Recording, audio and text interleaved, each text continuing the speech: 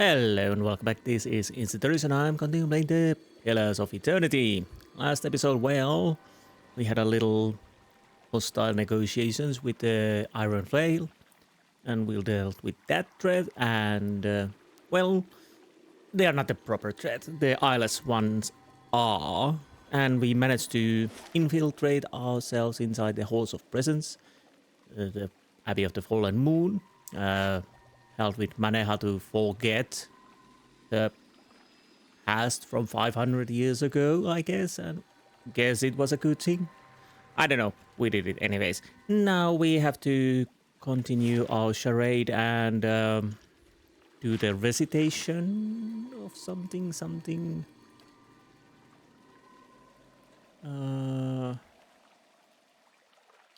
Is it in here? Well, anyways, it's a recitation, and I'm guessing that quadriptych is the one we need to use. I already wrote the things down, hopefully correctly. But before that, I want to see what's inside the Reliquary. Or what's over the Reliquary. I don't know. Wait, am I going the right way? Yes, I'm going. Oh, it's upstairs. Well, did I not take that? Apparently I didn't, so up we go.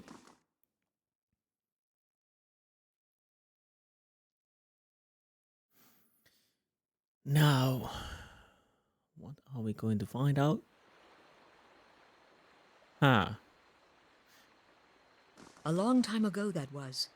Saw the abbot holding the witness, and the veil of tears parted for him. So, water flows upward from the thin slit that cuts along the tiles of the floor. The water swells and condenses when touched, forming an elastic barrier that resists any attempts to cross it. Oh, well, we're not going there just yet then, but we can steal exceptional poleaxe and find quarterstaff. Nothing we gonna use except to sell, but that's a good money. Decent money, I mean. Not great, but not bad. Oh, this is a bit bigger area than I anticipated, but... well, actually, I anticipated a lot bigger. I thought for some reason to go downstairs. I don't know why. But it would seem that this is an area we will come back later. Probably after the Halls of Silence, which we, if I understood correctly, will be granted access after the recitation if we get that thing correctly. So, let's tackle that.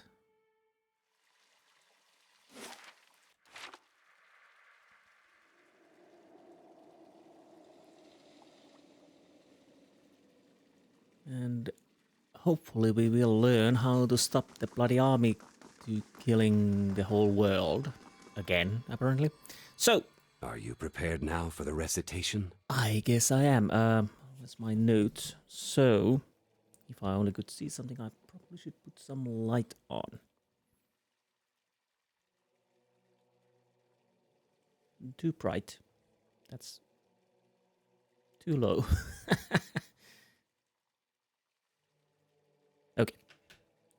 So, unto the end, summon the flood, dissummon the ebb, and... wait, what did I wrote there? The unto the beginning, whatever. We can begin the recitation. Very good. We shall commence the rising. Whatever you say, I'm here for it. First is Anthu. Last is Dianthu. For the tide comes at the end and leaves at the beginning. Yes. I am Disaman the Ebb. Who comes this way? Summon the flood. Attack, I was never very good at the test. Yeah. Rebel at the tide. Summon the flood. There's actually two summon the flood. Interesting. So... Why do we have actually two? Maybe one is because we know it, and the other one is connected to some skill, maybe lore. I don't know, because I don't have the things that show me what opens these positions. But yes, Samantha Flood. Blessed be Saman, that washes over the shore and brings the end. Blessed be Saman, that returns to the sea and leaves behind the beginning. A gift-bearer comes to Saman and asks him to bear his burdens away. What token do you offer, gift-bearer? Oh, I guess I should have check around other things, maybe. I give myself, for a gift bearer has no other tokens to offer. I give my labors and my fate, for they take me what I am. I give the sorrow of those who mourn. I give a single copper piece. I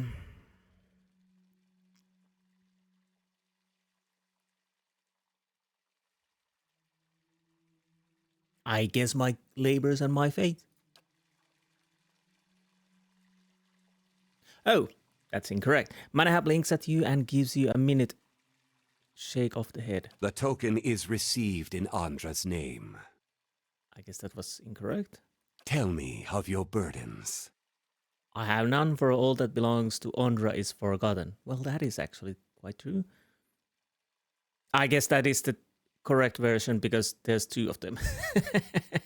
I bear the weight of memories of others. I carry pain of being separated from my God, and long to be reunited. I shoulder the burden of a long journey spent in solitude. So I'm guessing I have none, for all that belongs to Andra is forgotten, because there's two of those. In Andra's embrace, our burdens are lifted. Kata looks at you and shakes his head. I'm afraid you have misremembered some of the rite. This will not do. Think on the gift-bearer's pilgrimage. I believe we have the text somewhere in our library, if it is useful to you. Return when you have understood your error. The recitation is archaic, but it is essential to the rising. If it cannot be completed, the rising will have to wait. I was never big on doctrine, but there ought to be something round here to help us. Wouldn't be much of an abbey without stacks of old books. Yes, thank you. You are saying I have to go to the library, both of you. Well, the other one said actually to go to the library, and the Mana saying, yes, there should be books here. Yes, I get it. We have to go to the library and check the bloody book. Yes? When you are ready, we will begin with the recitation. Sure. So, that's interesting. I'm allowed to fail and do it again. To be honest, I kind of would hope it would go different way if I fail, because let's be honest, that's weird. If I'm a gift bearer, I should know how to deal with this, but I'll take it. So we'll have to go and check the library. Honestly, I just could try it.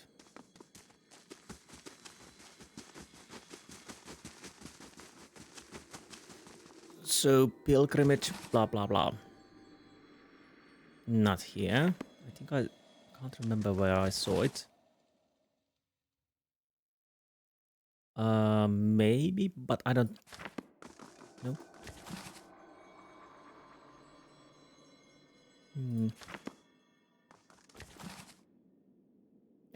Gift bearer's pilgrimage. Gift bearer of Andre is traveling along the road when she meets a man in tears holding a scrap of parchment. Why do you weep? Asked the gift bearer. I hold here a letter from my wife. I tried to be a good husband, but the letter says that I was not, and that she has gone to seek the company of a better man. Now, this is all that remains of her. Give the letter to me then, says the gift bearer. For once you have forgotten the letter, your wife can cause you no further pain. The man gives her the letter and finds his tears have dried up. He thanks the gift bearer and leaves at peace. The gift bearer continues on, contemplating the man's story, but does not get far before she encounters an old woman in tears holding a string of beads. What do you weep? Asked the gift bearer. I hold here a string of beads that counted the years of my daughter's life. Sickness took her while she was still a child, and she was denied the choice of a full life. And I the choice of a mother. This is all that remains of her. Give the beads to me then, says the gift bearer. For once you have forgotten the bead, your daughter can truly rest. The old woman gives her the beads and finds her grief no longer gnaws at her soul. She thanks the gift bearer and leaves at peace.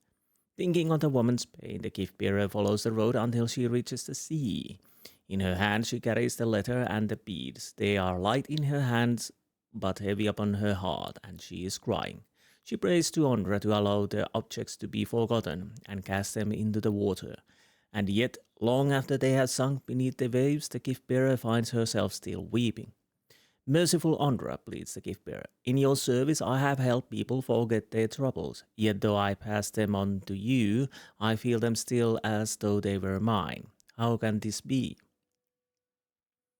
The gift-bearer listens to the wisdom of the crashing waves until she understands. To feel the troubles of others in your soul is a burden itself. However, she has no token to give to Ondra to bear it away, for the troubles are not hers to forget. I give myself to you then, says the gift-bearer. For once I am in your care, no memory may haunt me. And with that the tide comes forth and embraces the gift-bearer, and when it ebbs, she is gone. Okay? So, interesting idea that Ondra's, but I don't really agree with the idea that you really need to forget bad things or sad things in your life, but that's just me. So let's try that again. Because in the long run, they are part of you.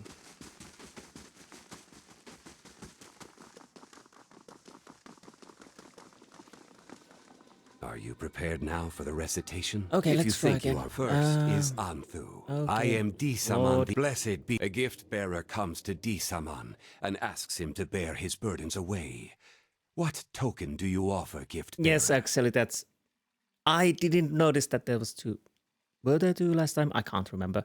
But honestly, I should have realized this because gift bearer never has a token. But that's me. I didn't realize. The token is received in Ondra. Tell me of your burdens. In Ondra's embrace, our burdens are... Kato appears pleased. He nods.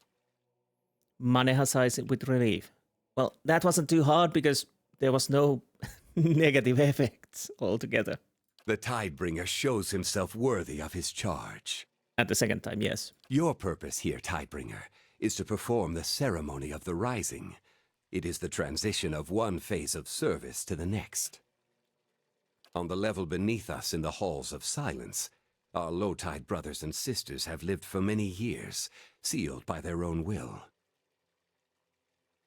Nice for them, I guess. It is time for them to be relieved of service, and for the high-tide brothers and sisters here to take their place. Wait, what? Are you sending me to kill them or what? In the halls below, you will find a relic, Ondra's witness, and aspergillum for dispensing holy water, but also something more. The device will flood the Halls of Silence. This is the Rising. Would the people down there drown? I guess that is the general idea, yes. What do I do when the Rising is complete? Once I have Ondra's witness, what do I do with it? Leave. I will return once the Rising is complete and I've heard enough. So once I have Ondra's witness, what do I do with it? The device it operates is a simple valve mechanism. It will be clear to you when you see it. And once the Rising is complete, what do I do then? The high tide is to replace the low and stand vigil in the Halls of Silence until the next Rising. Okay. When you have completed the Rising, bring Ondra's witness to me here.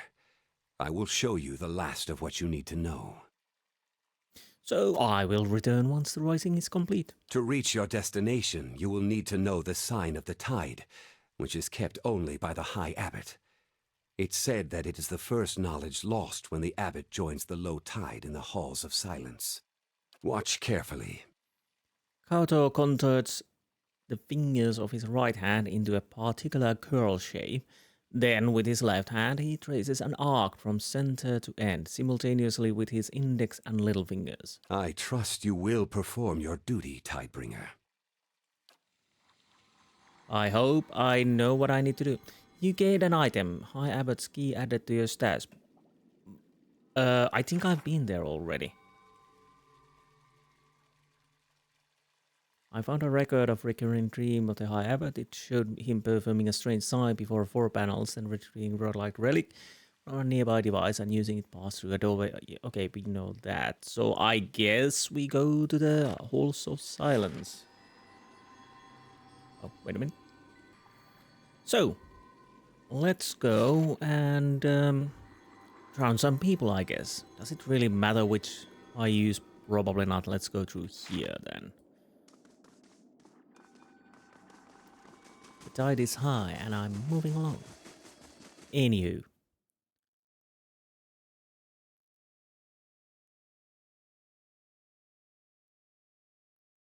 Yeah, I really don't see eye to eye with the Ondra worshippers, but fair enough. This area is forbidden. Kato granted me to leave to walk freely. I go where I please. I'll be going then. Well, Kato granted me leave to walk freely. I'm, I should be here. So it begins. You may go. Continue, Tidebringer. Be warned, the low tide have been in the Halls of Silence for a long time. Their minds are not sound. Your presence may provoke them. So what you are saying, that before we can drown them, we have to kill them by ourselves, probably. Mind your center.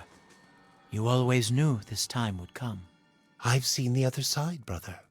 I'll find its waters again, warm and soothing.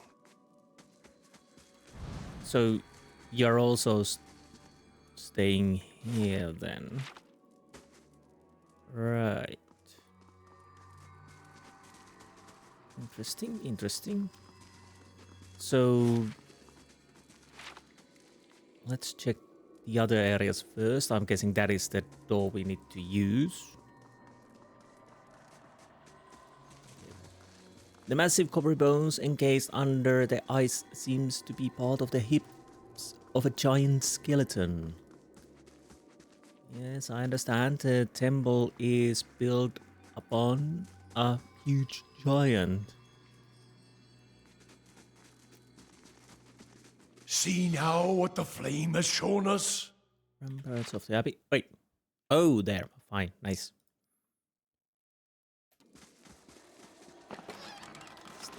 So what did you find? Amulet of Health. Plus 15 max hindrance. Okay, that's really not that interesting.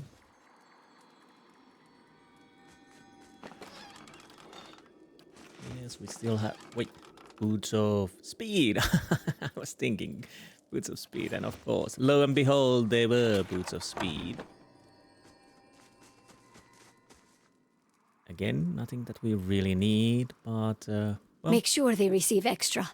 I'll not let them fall into the goddess's embrace with empty stomachs. Their supplies are bountiful, sister. I have seen to it. Right, okay. A simple test. That's settled. Exceptional rod and torches.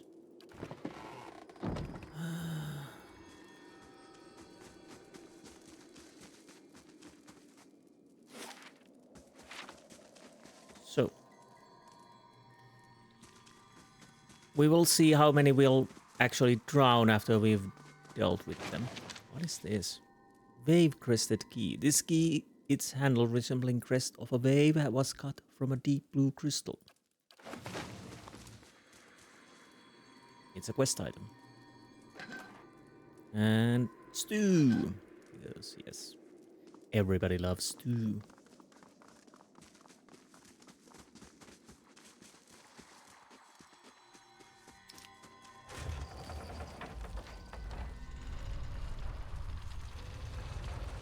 Now, let's go and flush these people. Come on, go. I don't know, it didn't. Low-tide monk. An acrid and pungent smell climbs up from the depths of this pit. Okay.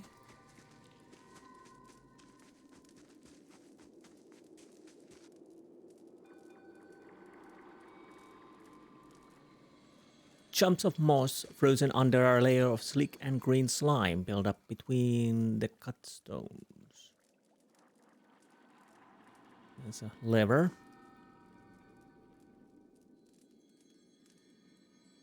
This door is sealed shut. Fine. Ah, a soul. What we will learn from him, I wonder. Hovering over a skeleton half trapped in ice, a faint trace of essence lingers in the cold air of the cavern. You let your soul envelope the essence. Memories spread in a thin mist under you. Dim and torn, the scattered fragments floating like motes of dust in the twilight. You are walking into an oblong chamber. The stones of its underground walls glisten, still wet from the flood waters. A hand clasps on your shoulder. You hear her whisper, "Otrek, I don't want to look." The memory vanishes, and now all you see is a slab of stone. You are staring at it, just inches away from the wall. Your fingers trace circles on it, digging into the moss that clings on its weathered surface. You're not sure how long you've been touching it. Perhaps you've always been. A scream jolts you. Its echoes thunder throughout the halls. Your ears hurt. A pain that digs deep, burrowing in your head like a twisted dagger. You run. Others run. You don't know them, you can't remember them, but somehow you take comfort in their presence. Yes, they will help you with the pain. The noise, you'll kill it. The anger of the memory subsides, and now you're sitting down on the steps carved on rock. Dozens of skeletons lie below, beneath the frozen water. Their jaws hang open, silent. Yet, what's that? A low rumble, gargling, crawling, deafening. You snap your head to the side in anguish and see it. The water rushing down the halls, pushing you in a torrent of white foam. You fall. Your mouth opens to shout, but your screams are muffled as it fills with water.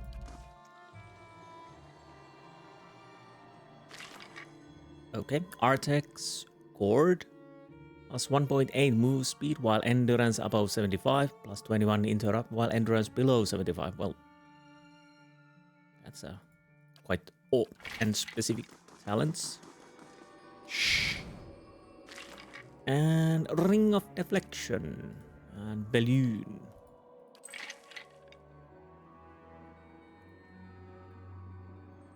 Nope. Well, I might as well check this area before we... Wait. Cliffs of the Abbey. Huh. Now I'm curious to see where that leads. So we'll... Oh, Moon Spiderling, of course. Of course. Nothing to worry about, I guess, but...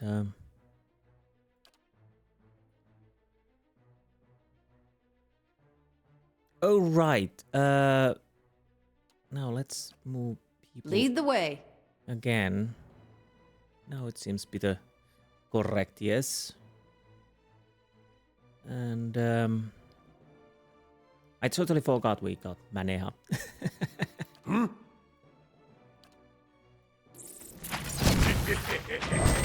That's it!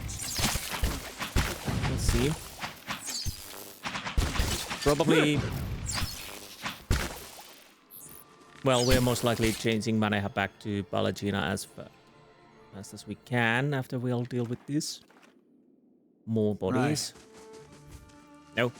Pick up the stuff. Exceptional wand. More. Yes. Despite the icy sheen that covers these webs, the thread gently vibrate at the slightest disturbance. Cool, cool. Now let's check where this leads. Well, we know the ramparts part, but exactly where on the map? This is probably one way to get inside, I guess.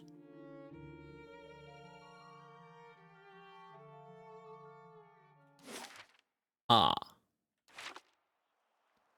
Oh, so yes, we could cross this and go through there. Or we could have. Yes.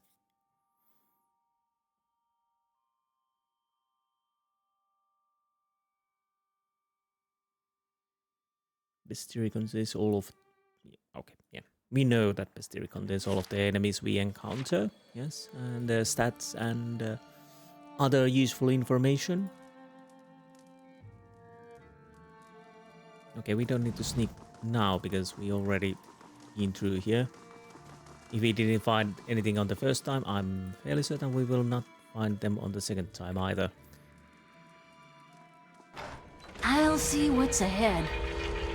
No, it hurts. Make it stop. Oh, great. Well, I'll promise you we will make it stop. We definitely make it stop. Well, actually, you attack that. You attack that, and I'm attacking here. Now, this is Cypher and Monk. First things first. You get there. Ready, you can Watcher. help your dog. You shoot that. What? Let's see you shoot that too.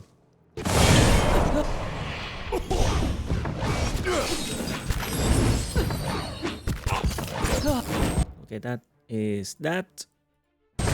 Monk now. Before he kills Durance. Need a fighting hand here. Yes, heal yourself. Bloody hell, we're taking quite a beating. That's not that monk. What am I doing here? Oh, there's actually 2 monks against you. That's not good. Okay.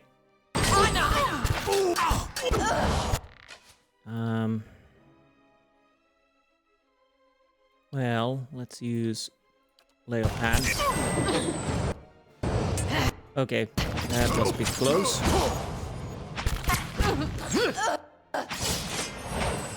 What the hell is it? Okay, monk. Of course, monk.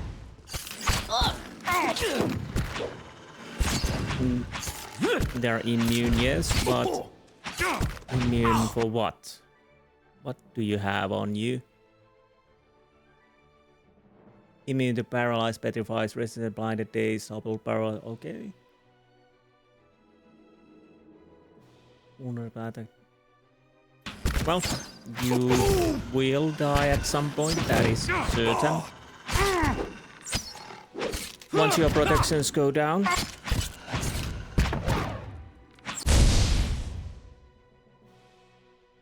Why did we pause?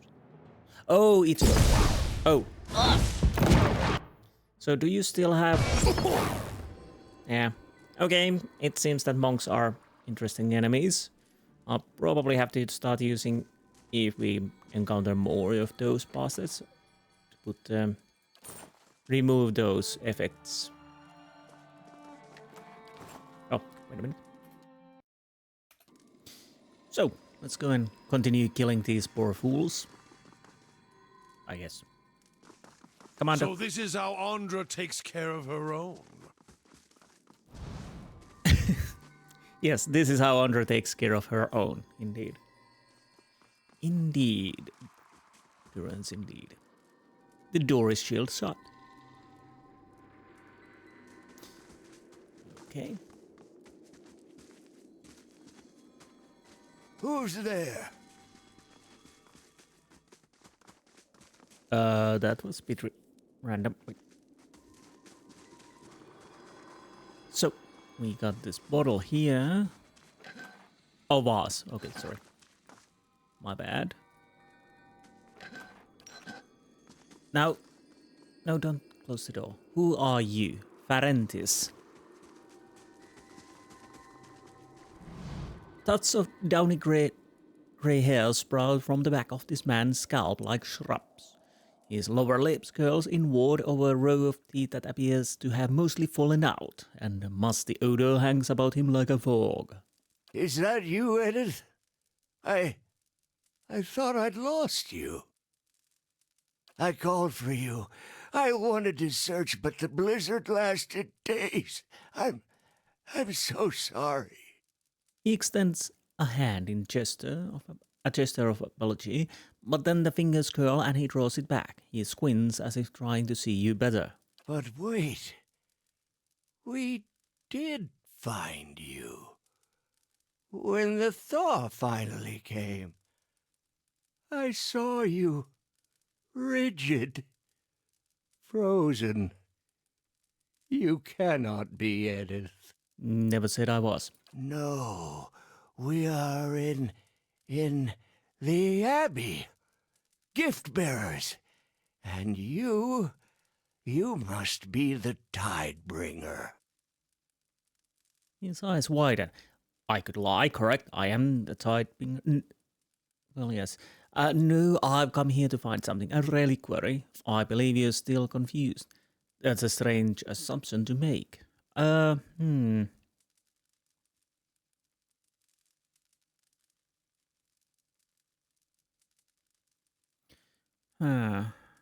could, yes, lie.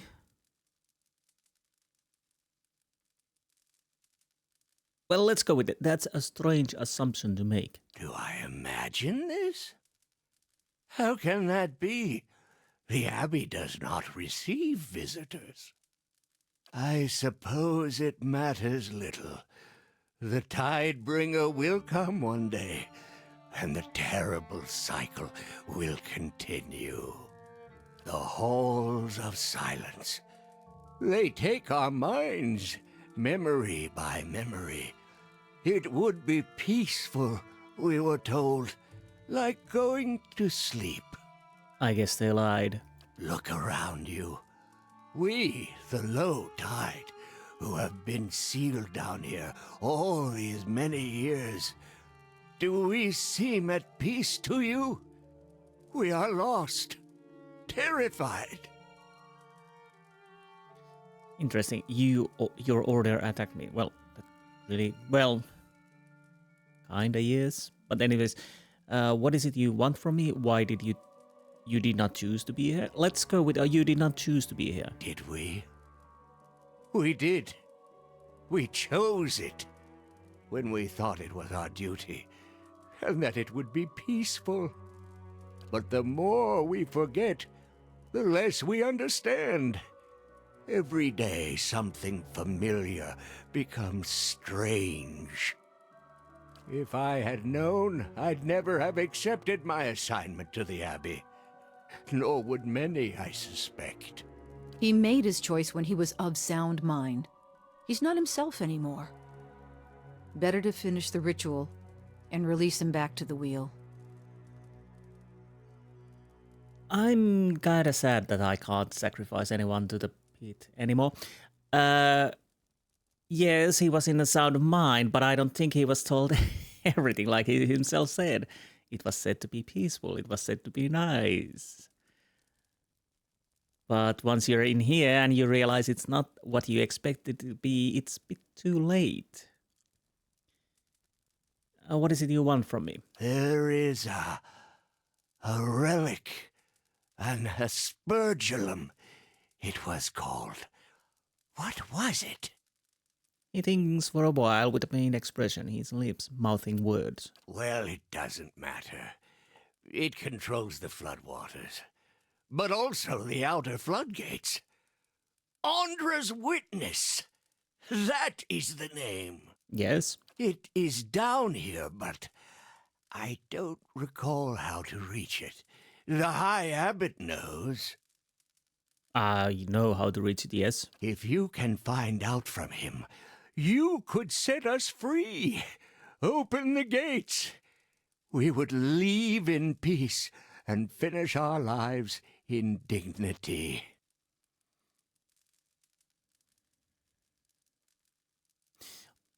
Are you certain it's wise to release a low tide in this condition? We are all so old now.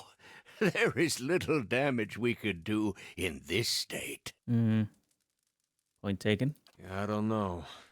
We had this old fella in Gilded Vale.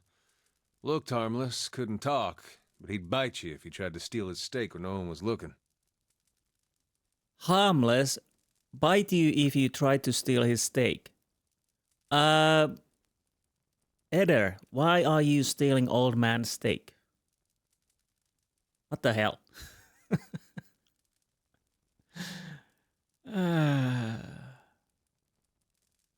Once we are free of this place, we will be able to make memories again. The confusion and paranoia will pass. So let's ask, who are you? No one has asked me in I don't know how long. Who was I? I was the High Abbot, wasn't it? High Abbot Ferentis. That was me. Or the one before me, if not. No longer, though. I am just another brother of the low tide. I remember a woman. Was she my wife? She had curls in her hair, and she spoke softly. What became of her? I carry so many memories that I took from strangers who wanted to be rid of them. I don't know what's mine anymore. And there are so many holes. Every image a blur or a void. Would that I could be free of this place. Free to make new memories. To know who I am. I'll see what I can do. Use the door behind me. Safer that way. So yeah, I could go probably through there, but as he said, safer that way, so I'm fairly certain that we would have to fight I'll see what I can quite a find. few enemies through that, so we are taking the safer way. Again, because there's no experience for killing people. And Eder, I'm disappointed to you. And Maneha, whoa, if the pit would be open.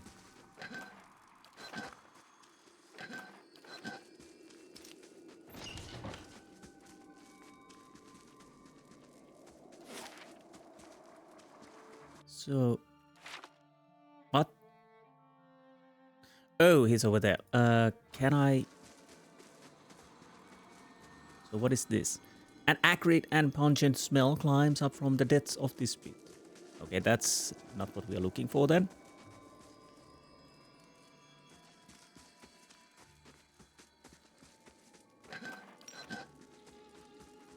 So, I'm trying to ascertain.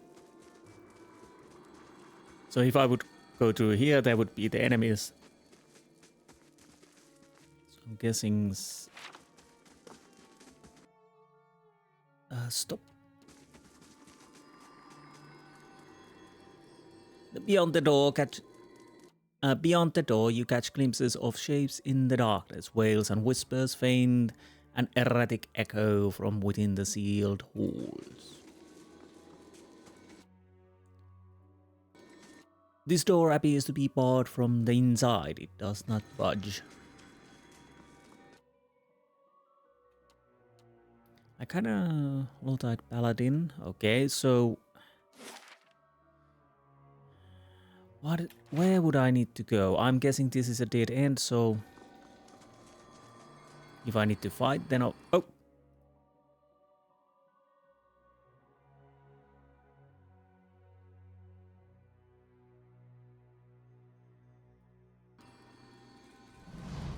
Different scenes of an ocean shoreline are carved into 4 stone panels, arranged almost haphazardly at different heights along the network of rails.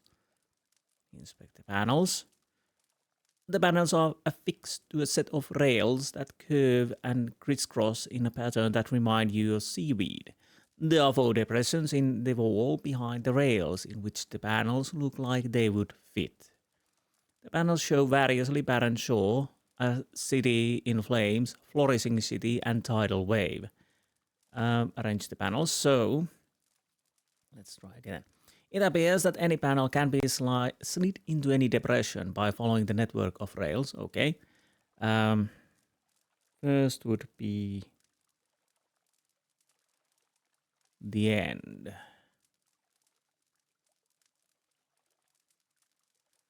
City in flames. You grab the panel and slide into the rails into the first available opening. Once the panel matches the recess on the wall, you gently press on it. It slides without resistance and locks into a place.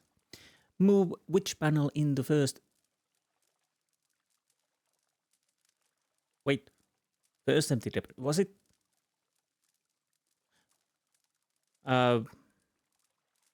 First empty depression. So that would be... Okay. My brains were thinking the first depression, but first empty depression. So that would be the flawed tidal wave. You grab the panel and slide into the rails into the first available opening. Once the panel matches the recess on the wall, you gently press on it. It slides without resistance and locks into place. Then it's the barren shore, I guess. Again, blah blah blah. Once the panel matches the recess, it slides without resistance and locks into place. And flourishing city. You complete the sequence with the last panel. It slides gently in the recess on the wall.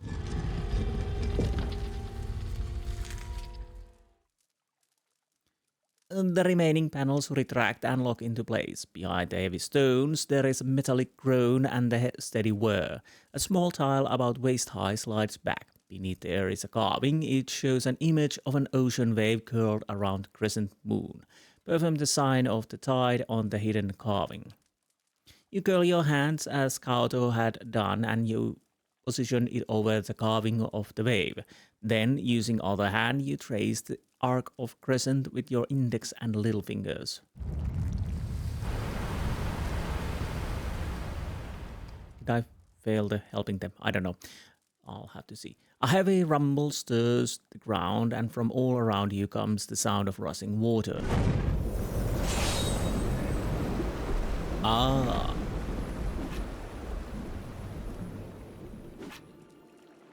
I guess we have a pathway through here now. Oh, do we really need to kill you now?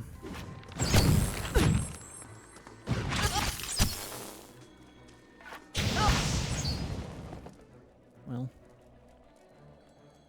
that worked. I kinda didn't want to kill, but obviously we need to. So we didn't fail yet. So we just go across the water. Ah, okay. We are making a loop here. I might as well open this. If I can hit it, yes. So we can get easier out. Anywho, this might end up me killing everybody in the monastery after I free those poor bastards. We will see.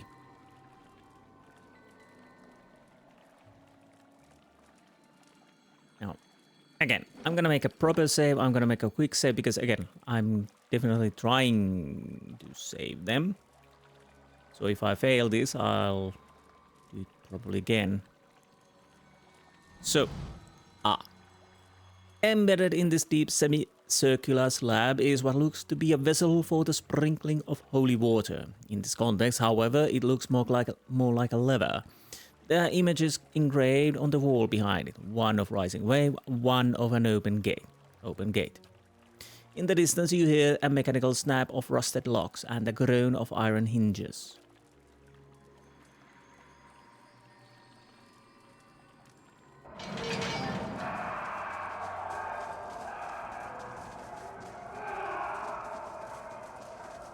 Maybe these people will handle a few of the monks for me.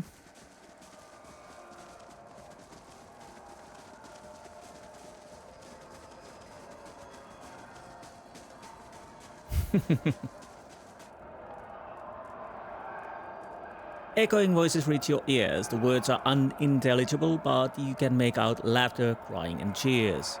Soon after, shouts of alarm resonate in the distance.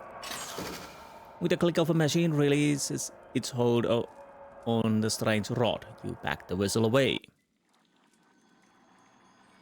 Okay, why did we need... Let's hope we don't run into any of them on the way out. It doesn't matter, really. The rising tide. Okay, so... the best course of action is obviously go through there. That would be the closest area to Reliquary, if I remember correctly. Now. Steady does it. Okay, west curtain wall construction completed. Do I need to fix anything else, or are we finally done again? It would seem I'll have fixed everything for now, yeah.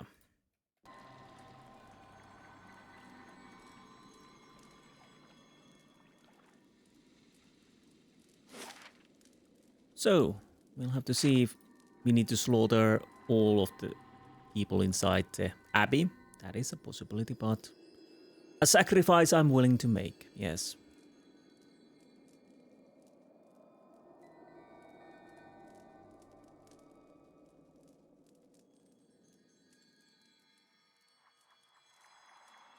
Now.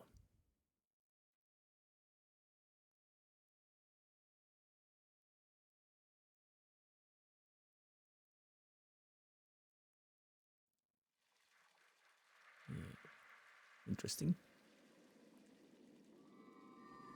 The sacred halls unsealed. Sacrilege!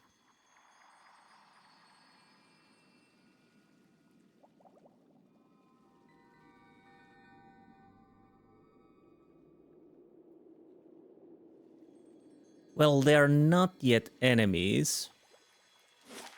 At least. So. There's that.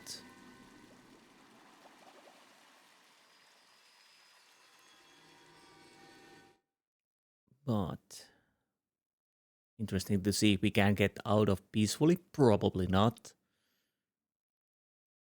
But again, it's... Ah, here you are, of course. You've made a grave mistake. I will correct it in Andra's name. No, I'll make you forget. Okay. So... Yeah. I'll attack you. Honestly...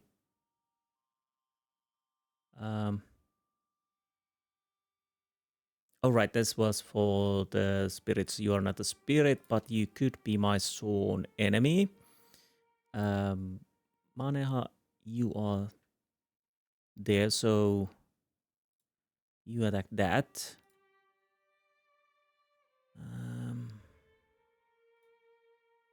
You go there.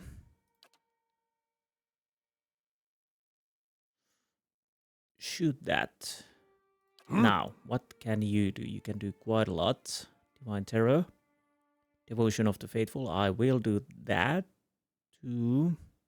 So I probably want to wait a little bit. Okay, that's fine.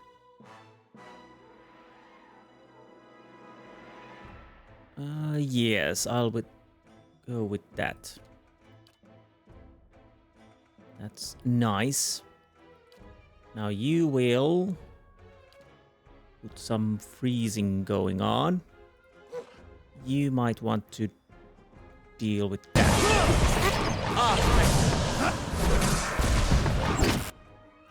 Okay, how are we doing? Anything higher? But Carter is over there. Hi. Let's get some bewildering spectacle, maybe like so. Then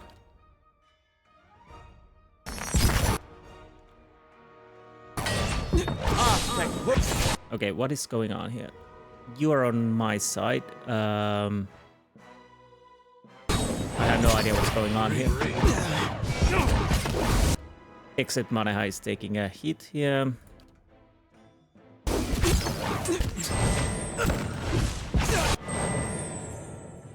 Bit chaotic, yes. I can't really make out anything.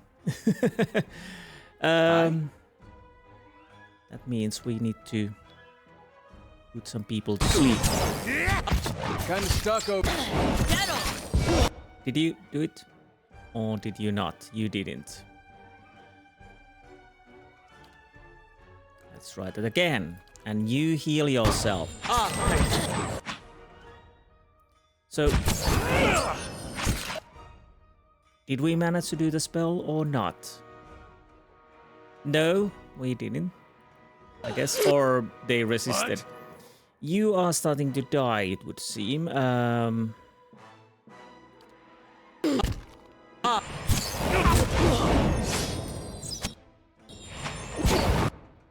Okay. How are you doing? I'm fairly certain they are just resisting this. We will see it soon.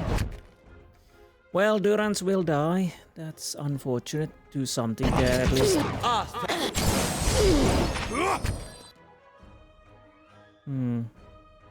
It might have worked. How may I help? Okay, Death Ring.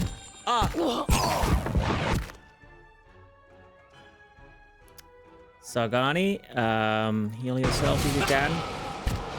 You didn't. Could we attack, please? That was bit hectic and hard to see what really happened there, but we kind of survived. The Call to Slumber probably didn't work really that well against those guys, but it is what it is. So what do we have? Fine Morning Star, Fine Warbow, Exceptional Sword. Jesus, you're not wearing anything nice.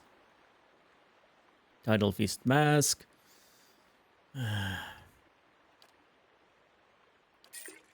Style over substance, I would say. Do you at least have something? Ropes of the Tidebringer. Damage reduction 7, recovery speed minus 15, exceptional plus 4 damage reduction, 25 defense against charmed confused attacks. Well, that makes sense, yes. Then defense against dominated attack, grants martyr on unconscious. Okay, nothing really interesting. Monk outfit. Of course it is. Ring of Deflection. Defense against spells. Okay, that's fine. I'll guess I'll need to rest, if I'm completely honest, before we continue. Sure. Yeah.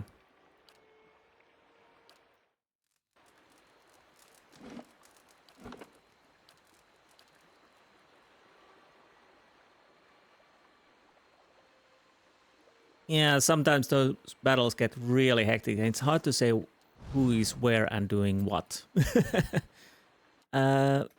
Yes, what am I supposed to do now? Oh, just move forward. Too simple. Okay, in we go. So what we will... of course, the head. Makes sense. Makes sense, yes.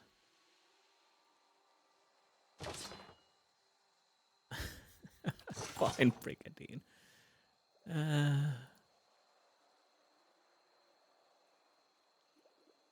Before we go to talk to the skull, I'll check around. I'll have to... well, we can probably escape through there, I hope. That is Halls of Presence. Oh, yes. So that will take us somewhere nice. I knew the Abbey was a secret, but I had no idea. The cracks on this jawbone suggest that forceful blow separated it from its skull. Ugh. Judging by the distance to the nearby skull, a tremendous force severed this vertebrae from the rest of its giant body. Well, funny. More doors. What is this then? Okay. Annoyingly, no idea. We have stairs up. And what else? But before we check those, I'll obviously talk to the skull. Yeah, after when we finally get through this White March 2, I'll really have to check when to do the crack holes. We could try it after White March and see how it goes. If we fail, if we can move forward, then we could go back, but we will see. Anyways. Oh, bloody hell. Okay. Talk to the skull. Lodged between rows of crystalline rock, a large fragment of metal protrudes. It looks as though it might be possible to pry it loose. Well, pull the metal fragment. At your touch, the splinter of metal begins to glow orange. Heat surges up your hands and arms and envelopes you with such intensity you feel as though you are melting down. The heat spreads to the world around you, turns it orange and then yellow and then white. The ground, the sky, everything around you drips in molten globs and begins to take shape beneath you as if in an invisible mold. You and the shard are the last things to melt and fall, and your addition to the molten pool completes the shape of an immense hammer. The metal cools as quickly as it had heated. The handle is gripped now by two great leathery hands, and the hammer is cocked back over a shoulder as broad and mottled as a hilltop. The wielder whirls around and heaves the hammer, and you are flying upward for what seems like an ages in the airless blackness above. As you spin, you catch glimpses of a rock large enough to be a moon. It is close, far too close to the world. The force of the impact shatters hammer and stone alike. The rock is redirected outward, but a section of the front face is cleaved off and begins to fall, splintering apart at the cracks. In 100,000 fragments, blossoming outward in all directions, debris showers the atmosphere, trailing smoke and fire. Below, land and sea are far off, but gradually rising up. Look at the sea. Look to the sea. The largest of the fragments, wide as a city, barrels downward in a fiery cocoon. Its size reduces as the edges immolate, but it won't burn up in time.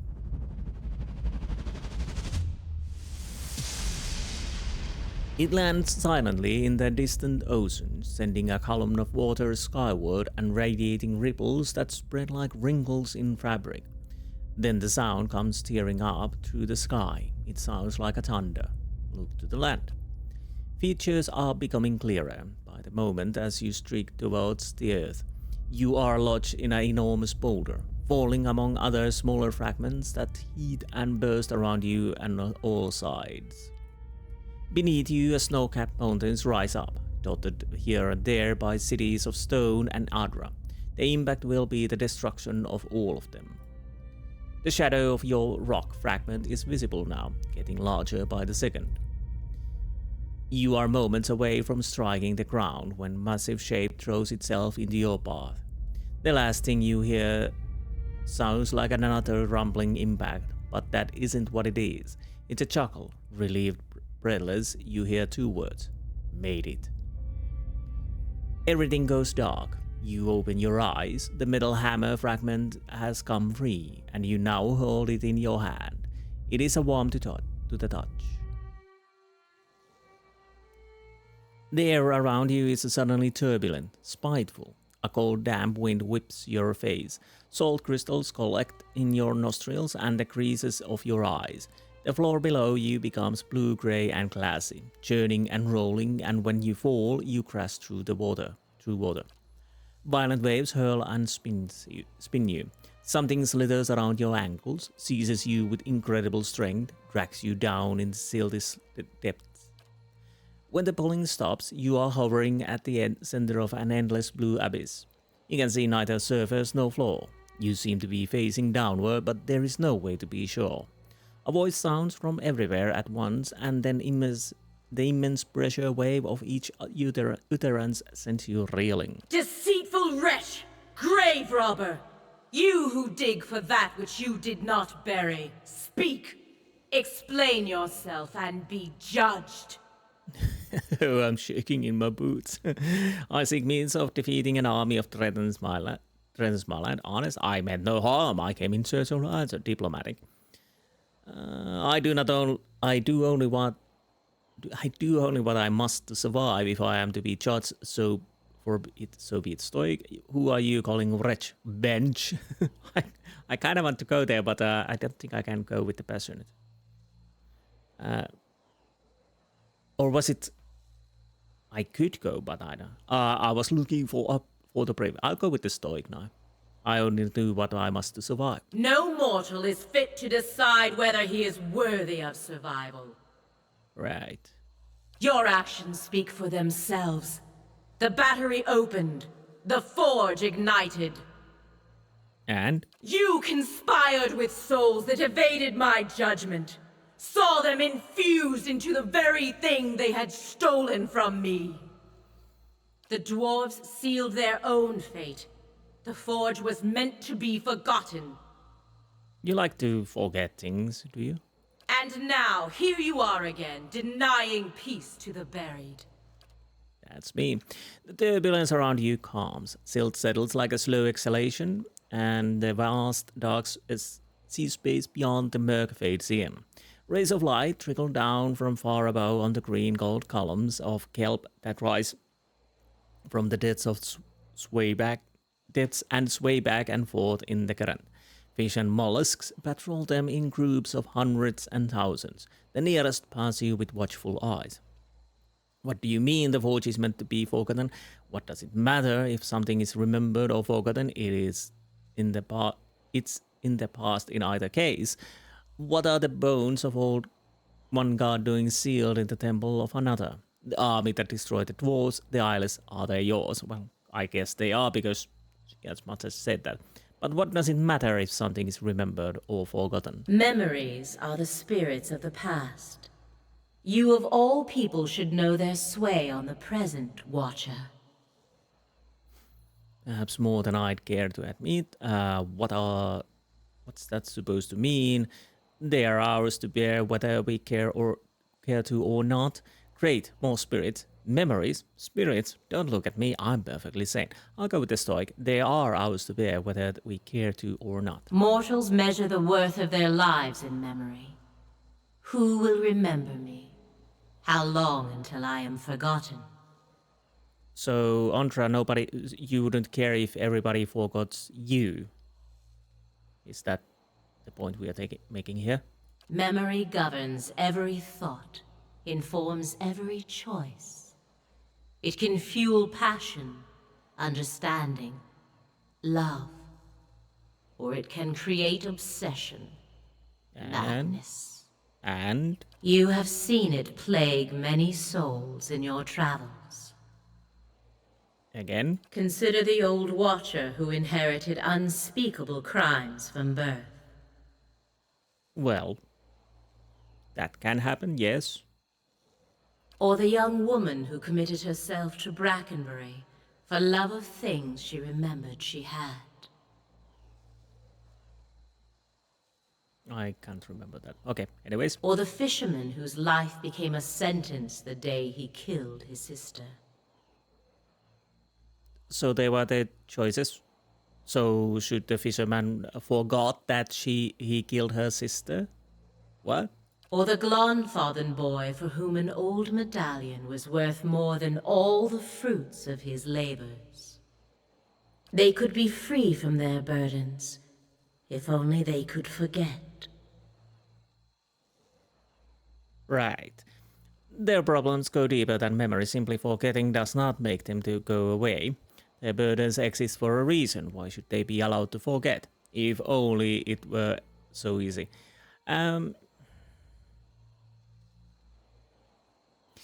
Yes, the burdens exist for a reason. The dwarf killed her sister. Why should he forget that? Many such people gain these burdens through no fault of their own. Others act to redeem themselves only to find their memories will not forgive them. Yes, that is called life. The light filtering down from the surface seems to focus on Maneha. You cast your troubling memories aside when you had the opportunity, and you have found the peace you sought. That was Maneha's choice. I'm not certain if that was the correct one, but anyways. It's funny. I remember feeling bad, but I don't remember why. It's like having scars for wounds you don't remember. As long as they don't reopen one day, I can live with that. Ignorance is a bliss, I guess. The source of those wounds is long gone. The memory was all that could do you harm.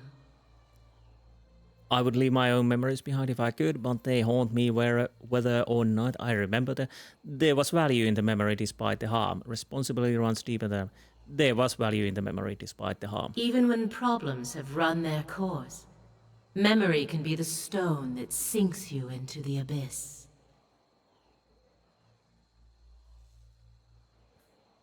You made your point. I'm still not sure I agree, but no matter.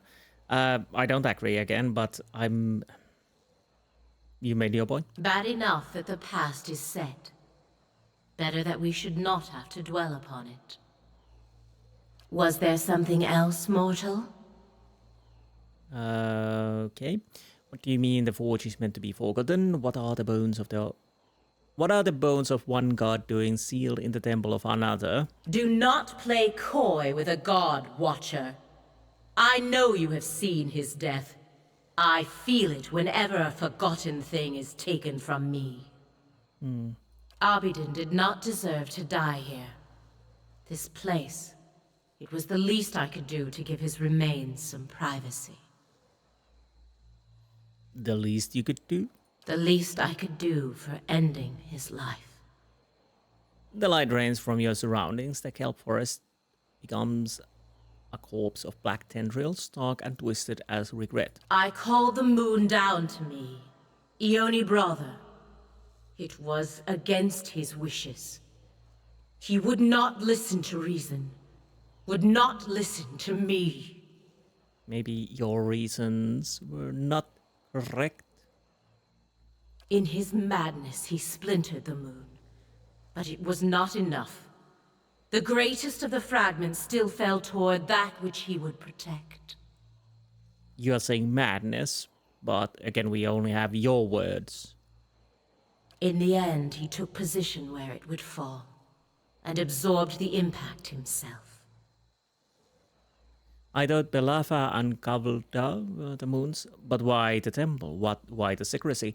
You make it sound as though you were the sane one. I want to ask about...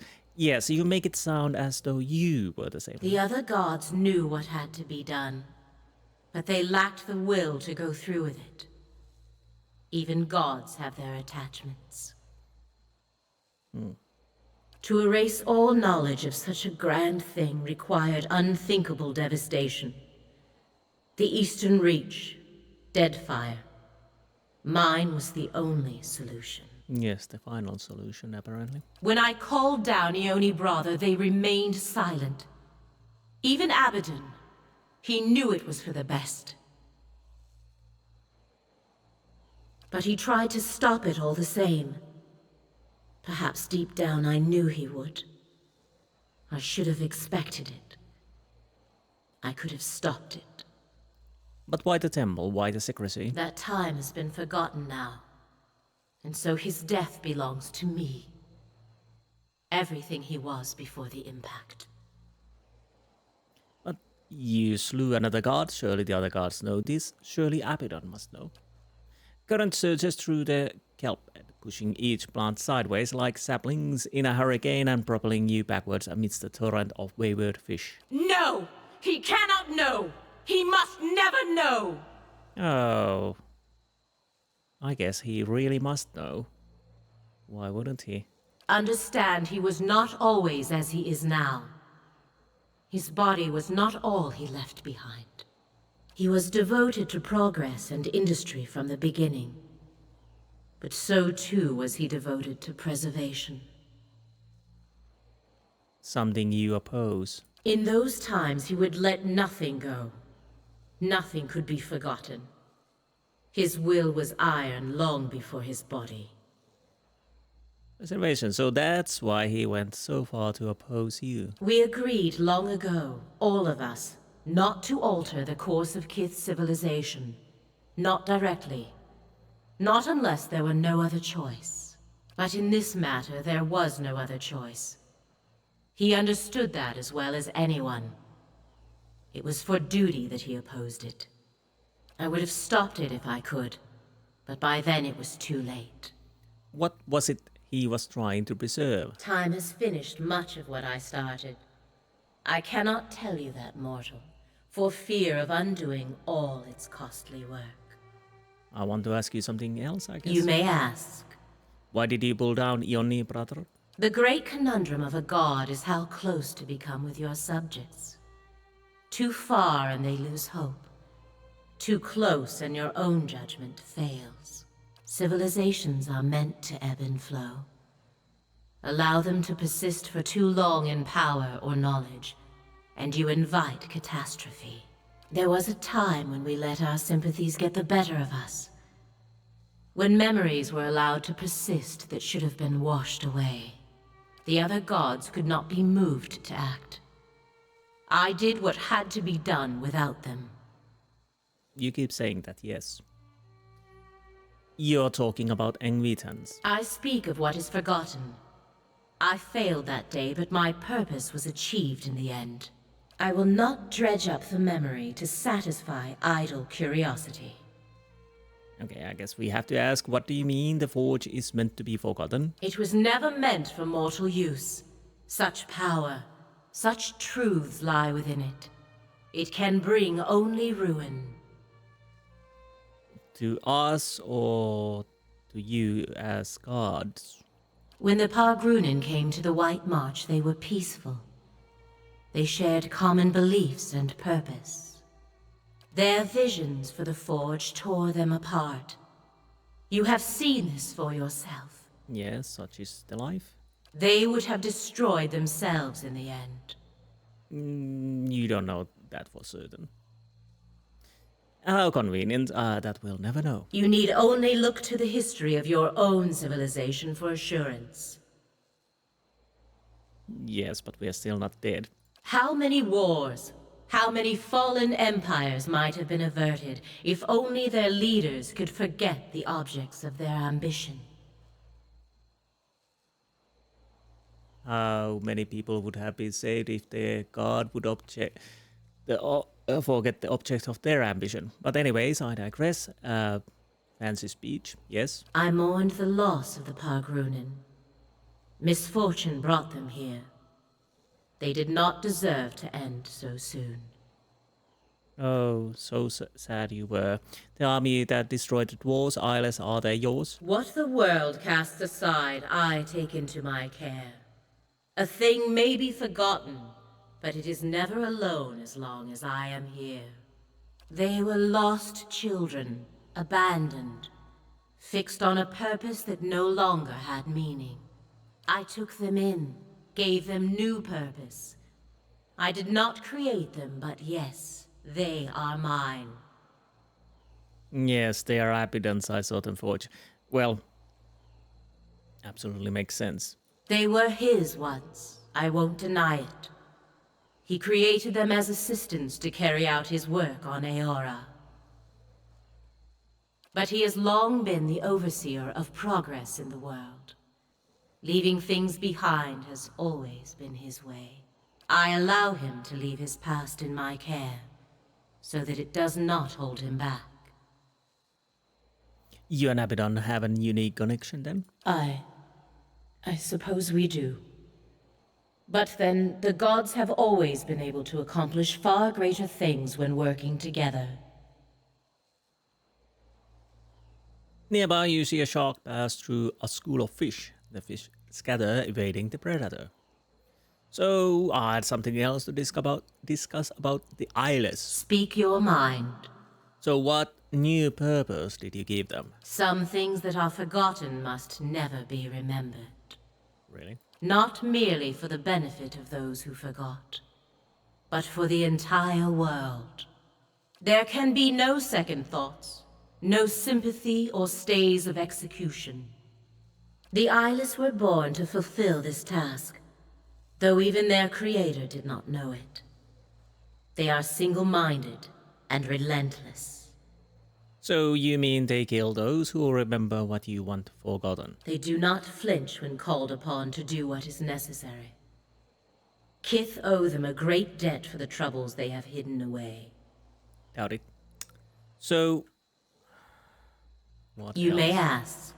You say on one hand you had to call down Ionni Brathr, yet on the other hand that you would have stopped it for Abaddon. Let's go with that. The death of a god is a calamity. You are living in the aftermath of one such death. Surely you can understand.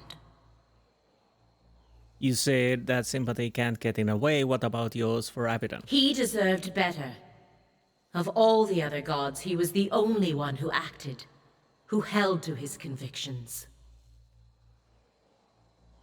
Okay, I see. So I need you to call off the Eyeless. On the contrary, mortal, their work must continue. Far too much was uncovered while they lay dormant. They draw attention to the very things you wish hidden. In my dreams, I have seen them swarming over the Dirwood. Those who know too much of the White Forge will be washed clean from Eora, and then the Eyeless shall rest once more. This isn't some lone tribe of dwarves. The Forge sees visitors from all over now. The Eyeless will tear the Dirwood apart. It will never be forgotten. The sea life around you stirs back and forth, agitated, restless. Even if it is as you say, there is nothing that can be done. Oh, great. The Eyeless do not think for themselves. They have only the purpose that is given to them. They do not stop until the purpose is fulfilled. Then what use are you for me, then? They will not change course now for me or anyone. I am sorry. If you won't stop them, then I will. Your determination is commendable. But the eyeless number in the thousands. You will need more than strength or luck. I will sacrifice every life on Stalwart to Cade Nuad if it need be. Tempting. This is your mess, you'd better have something to offer. Aggressive, that is again tempting. It may cost me my life, but I will do what I must. I'll take whatever I can get. The help of a god would be most welcome. Yeah, but I don't want that god to help me. But I guess we'll go either...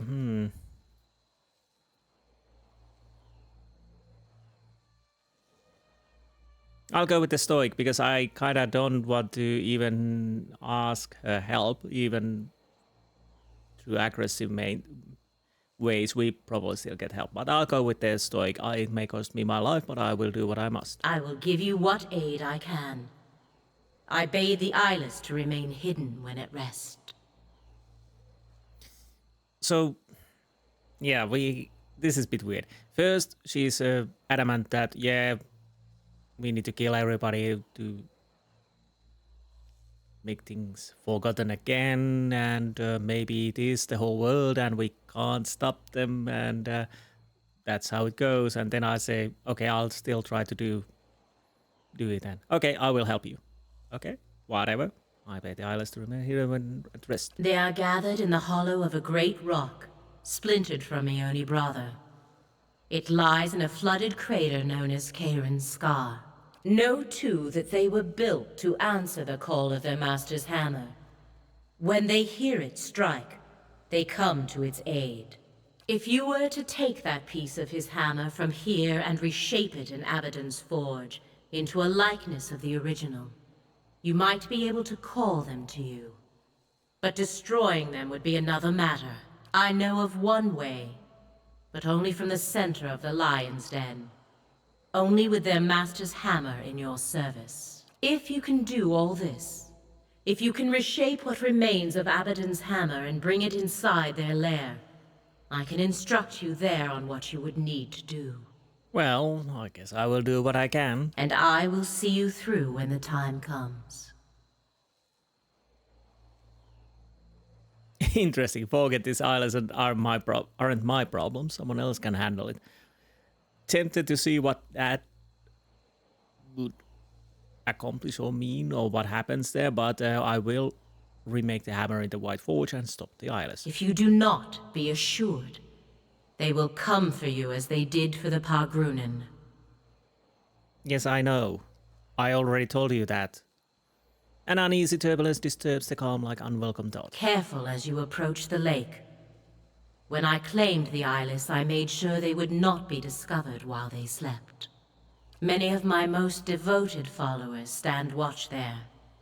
They will not allow you near. Right. Unfortunately, there's nothing you can do with your followers, apparently. And there is something far worse. Something more fearsome and dangerous than any eyeless. Let us hope you do not attract its attention. I'm only guessing it's a dragon. What is it? And there's nothing you can do. I was just thinking also that to it. So what is it? In place of an answer, a sudden surge in the current from beneath sends you hurling upward. The surface above you approaches fast, shifting and glimmering like a quicksilver.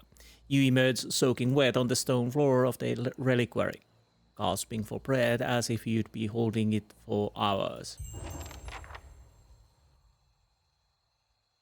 Yeah, that would be too easy to tell me, of course. Lair of the Isles. These definitely feels like Greek gods. Anyways, I digress. Let's see. Devil of Karak's patron was silent about the source of their leads, but the notes quickly proved to be valuable. A grimoire sail in the Githwood, and notes from the dead Red Serran wizard pointed the way toward 3 other wizards that were unwittingly performing research based on Galef's stolen notes.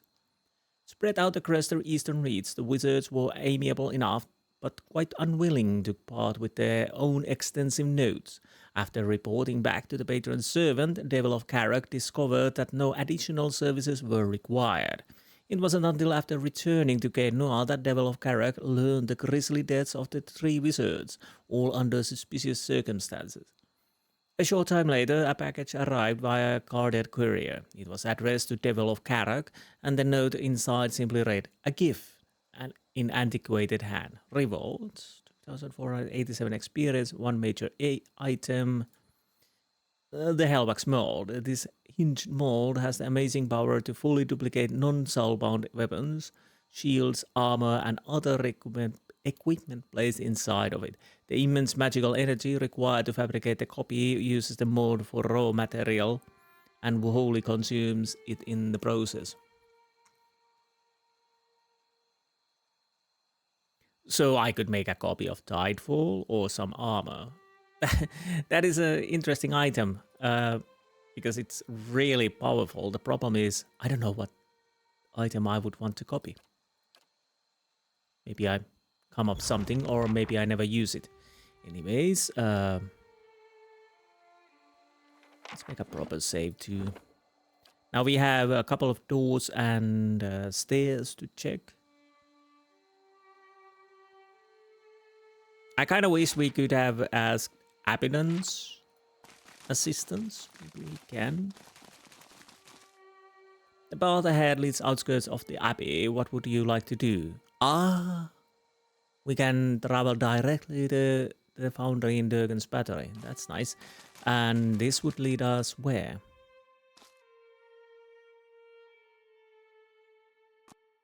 So we don't have to go back to the abbey. That's nice. We can just jump to Durgan's Battery, which we will.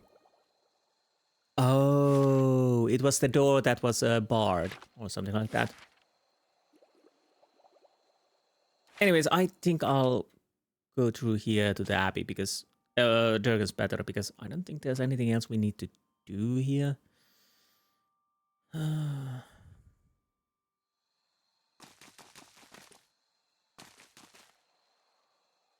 Yeah, definitely like Greek gods with their pettiness and faults and whatnot, which is quite refreshing. So, Durgan's Battery.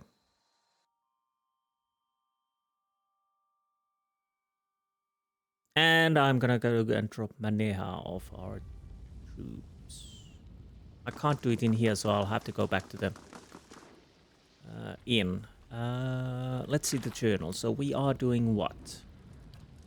The Lair of Day, recreate Abaddon's hammer, reforge Abaddon's hammer. So yeah, we are reforging Abaddon's hammer. Nice.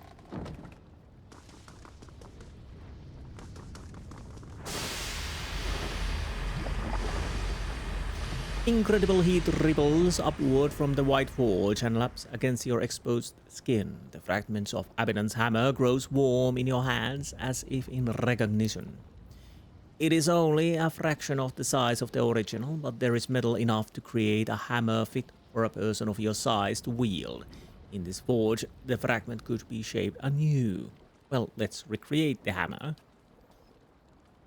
You called to mind every memory you have witnessed of the great hammer. The images coalesce and take shape in your mind's eye. You know every curve, every engraving. Even as a shapeless lump of metal, you can see the fragment for what it is meant to become. The fragment is slow to heat, even in the white forge, and quick to cool as you work it against the anvil. Sweat drizzles down your body and puddles at your feet. Your arm grows sorer with each swing your forge hammer until you can barely lift it. Minutes turn to hours. As Abaddon's hammer begins to take a shape, the ring of your own hammer against it takes on a familiar tone, one that you have heard in your dreams. With each strike, an image flashes in your mind. It is hazy at first, but it gains details as the hammer begins to resemble the original. Over time, the image becomes a frozen landscape centered around a crater lake. Isles patrol its frozen surface in droves, and this can only be the place Brathr described, Cayron's scar. The isles pause here and there when you strike and look up, as though hearing the echo on the wind. In the distance, as more details appear, you can see other landmarks, Starward, Durgan's Battery, and you understand where the lake lies in the White Marsh, where you must take this hammer. Finally, with a careful etching of the last detail with your chisel, the hammer is completed. No sooner do you make the final mark than you feel a pure radiant energy pulsing from within it like a mechanical heartbeat.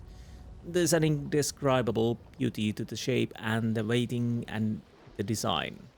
It feels as if this is the realization of a metal's purpose.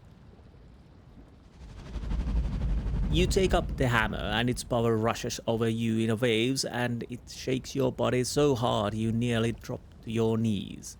The tremor passes, but the surge of power remains. The hair on your arms stand on end. In your hands is a faithful recreation of divine instrument.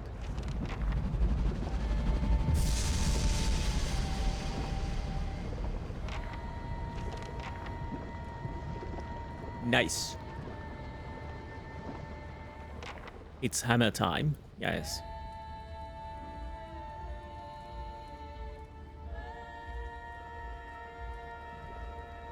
I've heard enough.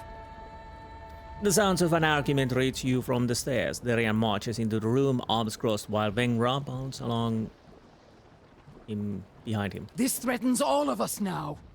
Maitre Berrigan lumbers after Darian and Vengra, flanked by two stout ogres.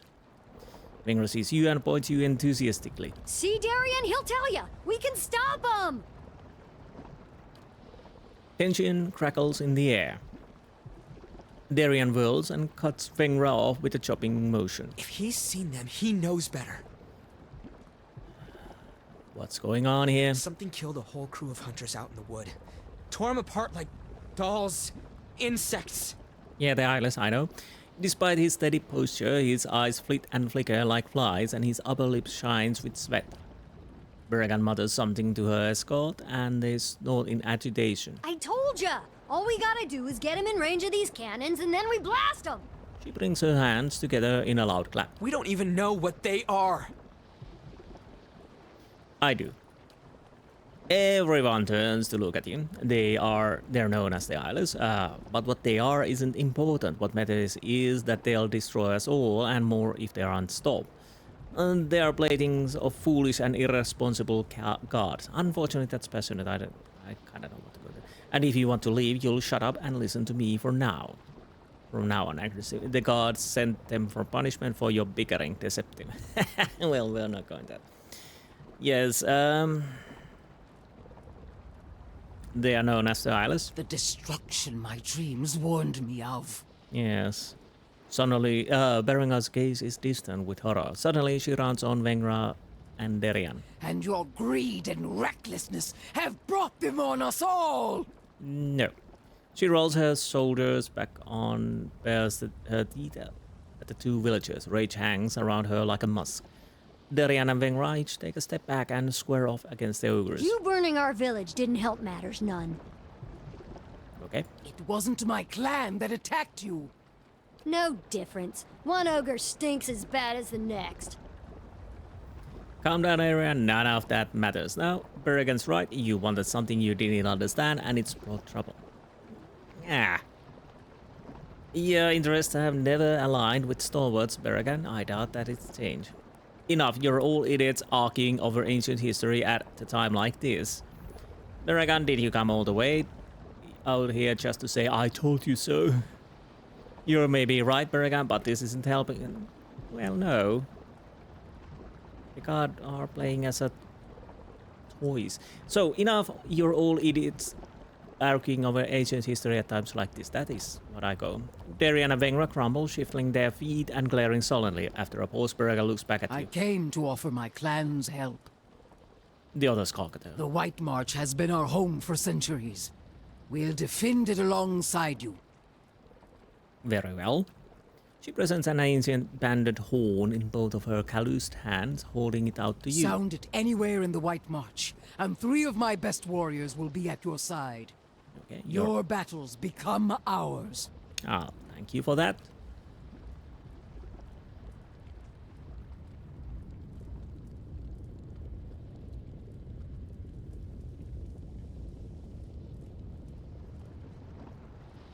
What's your plan for dealing with them exactly? Wouldn't you like to know? The Eyeless are hidden in Cayron's scar. I'll face them there. Vengra and Derian gape at each other in disbelief. That lake's notorious. Folk never come back from that. Don't worry about it. I'll come back. Oh. Ahem. An awkward silence follows. Vengra clears her throat noisily. You know, those heavy cannons you fixed might come in handy. Ooh. She grins, a mischievous twinkle in her eye. Derian starts to groan and she holds up both hands. Hey, hear me out. Cayron's scar should be just in range for those guns. You just point out your target and I'll do the rest.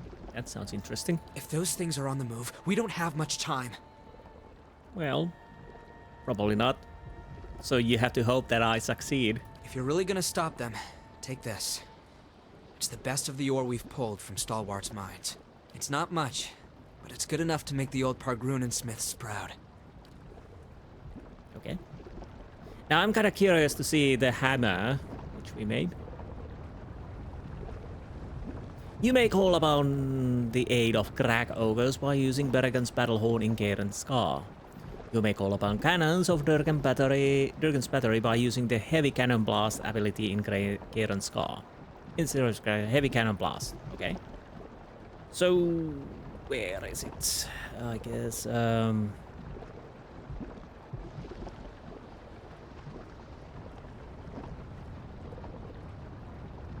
wait. Frenzy? Well, we will find that out. So, what did we get? So I had to change the weapon. So, Soulbound Warhammer two-handed. 2738 crush damage. 15 accuracy. Good thing it's Warhammer, because I can use that pretty effectively. 15 accuracy, 55% damage. That was for my point is. Yes, we're gonna bind it. Yes. Accuracy against Eyeless. Plus 10 accuracy against Eyeless. Plus 50% damage against Eyeless. Grants destroy Eyeless on critical hit. Grants Ring of Ancient Forge once per encounter. Stunned for 10 seconds. Grants Abaddon's Labor once per encounter. Full target 45 60 crush damage, 4 meters push, uses 1 fatigue. Ooh, that's probably not good. Use the hammer to destroy the army of Isles at Cayron Scar. So, we are probably going to use that. So we have this. Matron per guns, 3 times crack ogre, once per rest. That's not bad. So we put it here. Obviously, I still want to keep the St. Edwin's Redeemer in the first place because, again, vessels. Isles are vessels, but I'll continue with that. My accuracy is even a bit better.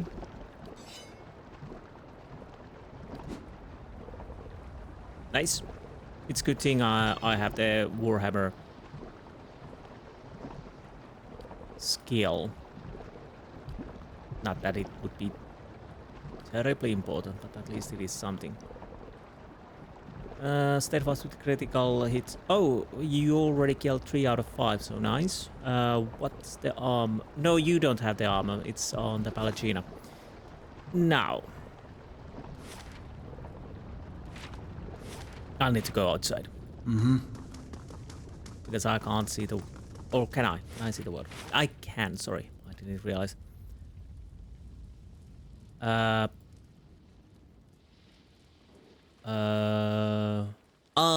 There's the Cayron Scar. So I'll probably want to go to the inn first. Let's see if we can... oh, we can go... Can I not go to the inn to change characters? Because I kind of want to remove Maneha from my group. I want to have Palagina. This is a common room, armory. That's a bit annoying if I'm not allowed to go. And maybe we can change it on the map change. Or maybe we are allowed to go to inn. Besides, I want to sleep.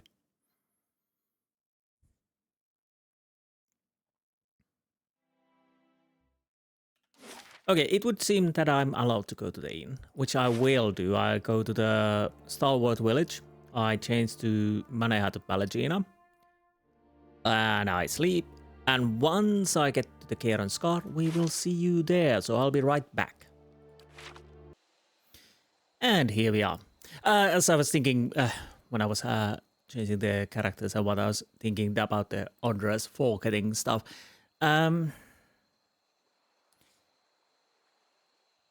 Honestly, the Ondra should have used a little bit better examples that you could agree on with forgetting. Let's say like Alot, his abusive father. Maybe that is a thing Alot would want to forget. As a comparison that, yeah, there's a dwarf that killed his sister, so now he's very sad at the memory of killing his sister is affecting his life, so he should forget that to feel better for himself. What? So the examples were a bit, because there might be a few cases or more cases that you could say actually that, yeah, maybe one wants to forget that thing. The examples weren't the best ones. But of course then the whole thing that, well, you're gonna forget the forge because I say so, because I'm a god. You need to forget this now. That's a bit weird. Anywho, we collected taxes, lost 292, earned 1,279. And I sold stuff I had in my inventory. I accumulated 50,000 coppers. Money is not an issue. And here we are, Cayron Scar. This should be interesting. Horribly interesting. So there's the cannon. Heavy cannon blast. Is this once per rest? Of course we need to try this. Probably sooner than later.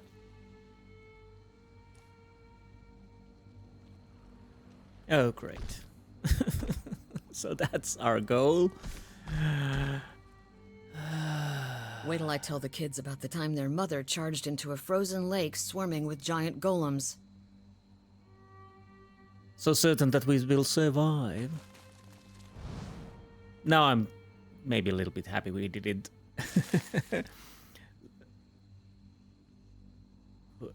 choose the scaling option. Oh, at least we see quite a lot of the map. Yes. And now the thing we are... Wait. Back here, thank you. And the question is, would it be best to just rush to the middle and deal with that, or just check around a little bit? We will see, because depending how hard these bastards are. Again, we didn't choose the level scaling, so this might not be that horrible. What is that? Lagufeth Barbarian. Well, fine. Well, not fine.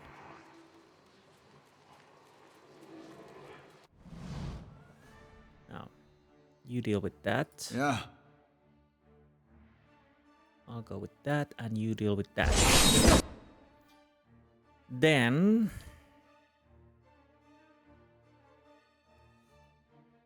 Chief Rendingmore. It's a boss. Bloody hell, it's a boss.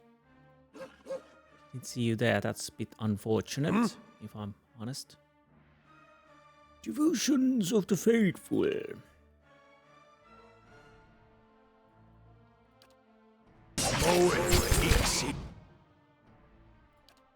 Let's get this going. Well, so far so good. You are injured, yes. Well, that's it. Oh, well, that one easier than I thought. What is this? Iron Circle, minus 5% attack speed. Well, that's not that bad. Plus 4 Constitution, plus 50% armor damage reduction when endurance below 26%. Again, that's... Honestly, you kind of want to heal a person in that situation. Or your whole group is already dying. So... I never liked that. But... come on. Whoever this was, he's been long dead. Oh, really? What remains of the flesh is blackened and frozen solid. Touch the corpse. Why do we want to do that? I guess we touch the corpse. This crater worries you and your 3 companions. It feels wrong, tainted, but the lure of riches is stronger. That giant rock in the center of the lake might contain gold, gems, more. It took a week of back-breaking labor, but the boat is finished. It may not be entirely watertight, but it'll be enough to get you across the lake and back. You set off from ashore, the icy wind filling the sail. Saturn grins at you. He expressed the most doubt that the boat would float. A moment later, he's gone, barely managing a scream as a gigantic tentacle yanks him from the boat and under the water. More tentacles emerge from the water. The air is filled with the sound of cracking and splintering wood as the boat gets pulled apart. You dive into water without second thought and begin swimming madly for shore, hoping your friends are doing the same. Your heavy furs weigh you down, but by some miracle you make it to the land. You hear a burbling sound and look up to see one of the fish people, a Lagufeth, standing over you, its spear raised. You rise to your knees, your hands raised, showing you have no weapons, that you pose no threat. The Lagufeth makes sound again. Wait! You start to say, but the creature drives its spear deep into your chest before you can say anything else. Mercifully, the agony is brief before the world fades. Yeah. That didn't go so well. So do I want to go check here or start going north? It would seem that we would go like so. So I'm gonna want to go and check there. Lower area. Maybe these circles around the lake. Well, hello there, polar bear. Snow bear. Not polar bear. Oh.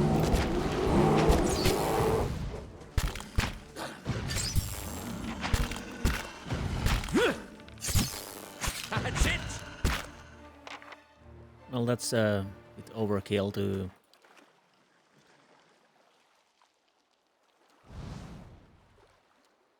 explode the poor bear to pieces. Oh, we can go over here, yes. Okay. So, the other way. Oh, we're leaving nice footsteps here and there.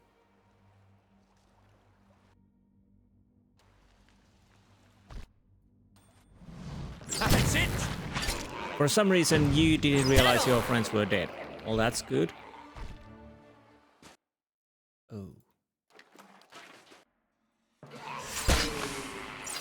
Come on, kill, kill, kill. We'll see if we can actually get the White March Part 2 done in this episode. It would seem that this is the end area. So I'll try my best to end it in this episode. That seems interesting. Is it something I can interact? No, it isn't, unfortunately. On-ride fanatic fighter. Paladin chanter fighter. Okay. Oh, about that. Palagina level up. Fine. Let's deal with the fighter. Doggy. You probably want to deal with the chanter if you can. Lava. Oh, I didn't notice the guys up there, but we still should be doing fine, I hope. Yes. Let's get this thing going. Devotion of Faithful. Worth it.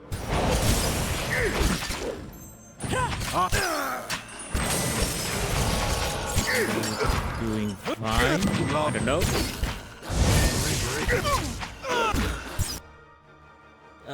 This is a horrible mess now.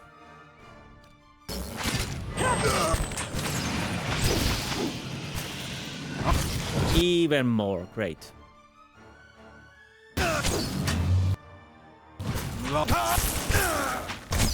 Okay. Are you finally done, Chanter?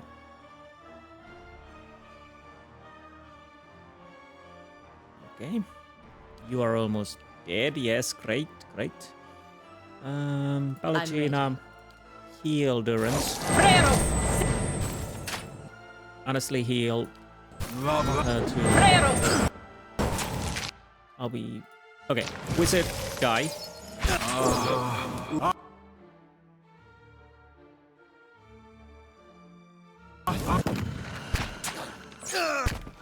Okay.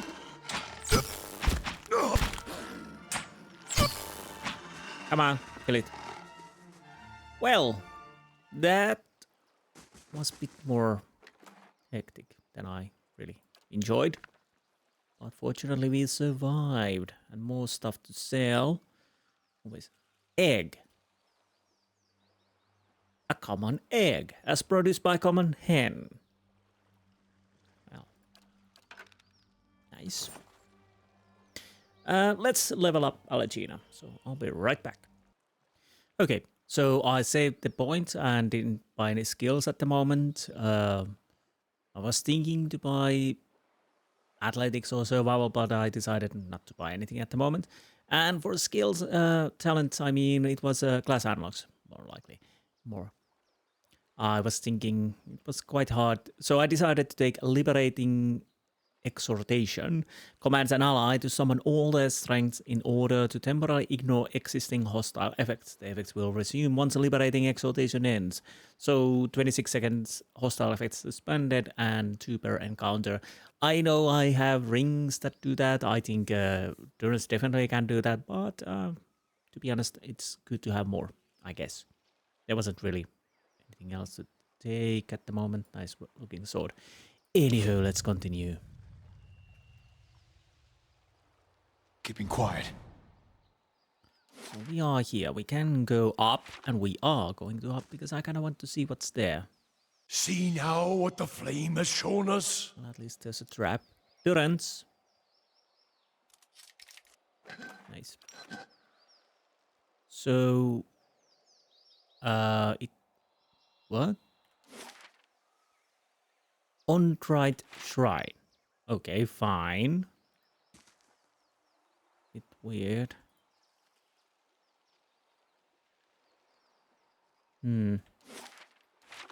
Still more up. War dog. That probably means. What the hell is that? Elder spotted Stelgar. Okay, could you attack? Are you by yourself? For now you are.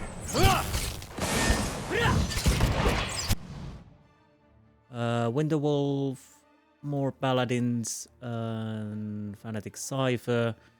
Honestly.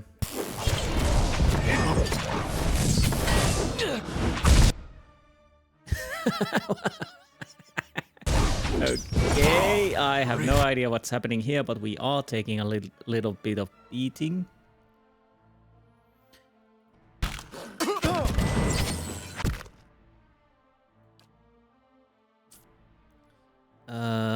Heal. Okay, heal.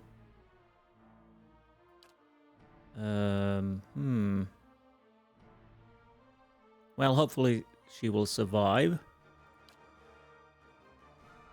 Go with that.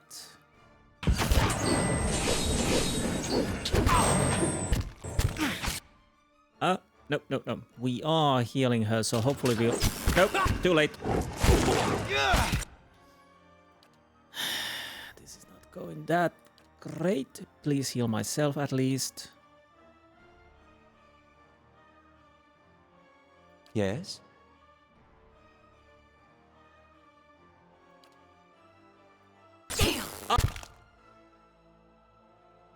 Yeah, I know.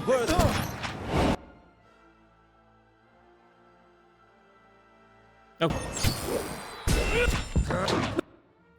No, keep on spamming that. Maybe we can make them sleep. You need to heal my character. I know he's probably dying. And yeah, let's keep them sleeping.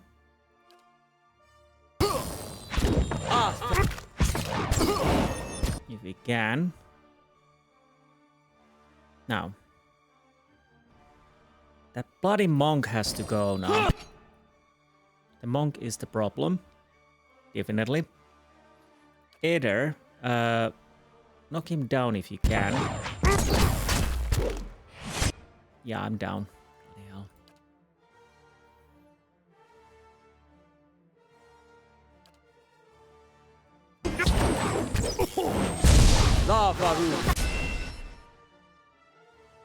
I think we're going to die. Yes. Oh, that's even a boss. Bloody hell. Dog. Yeah. Let's. Yeah. That was an interesting fight. We survived barely. But we survived, yes. Yeah, those monks and those are annoying as enemies. I guess that's the point.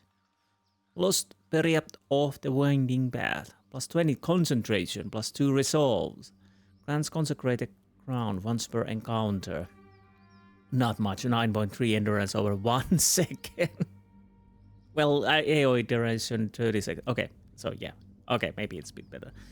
That concentration definitely is something is tempting. I'll put it in your inventory. What is this? Gauntlets of Ogre Might? I don't think anyone needs those. I'll go with them.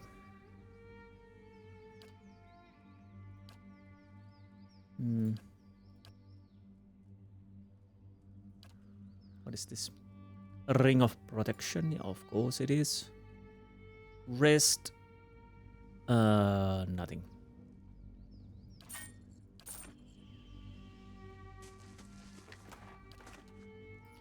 So we probably need to sleep here.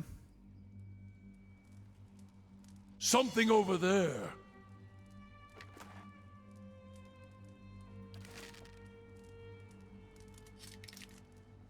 That's settled. Yeah. Really. Yeah, the bloody monks, they really resist the sleeping spell. Cold water drips from the roof of this yurt and puddles in the hearth. Okay. Fish bones lie among the coals. Will there be more? Now this I haven't seen before. Well, we got a camping supplies at least. 2. So we definitely can take a little nap here. Before that, I will check the rest of the area. Reeks of yurt stale sweat. There's only one bedroll inside. Okay. Someone caught a swirling crescent into the bench. The yurt is empty, but for a few heavy bedrolls.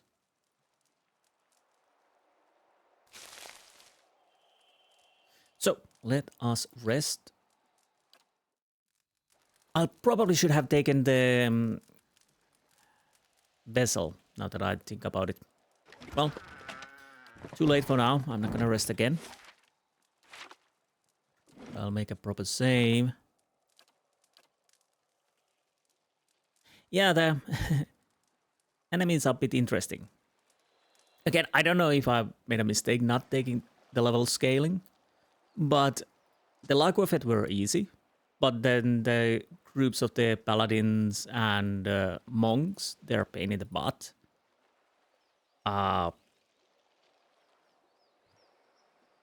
Even if we did take the level scaling, they would be a bit more horrible, I would think. I'm hearing thump thump. Okay, that won't open anything new here on the map, which makes sense. Okay. So this might be the easiest way to get to the middle. But what's the fun in that? We might as well try to go the hard way. You definitely could avoid these fights going the other way. Unless there's that. I'm starting to think that the fight in the Abbey... Oh, bloody hell, not these guys.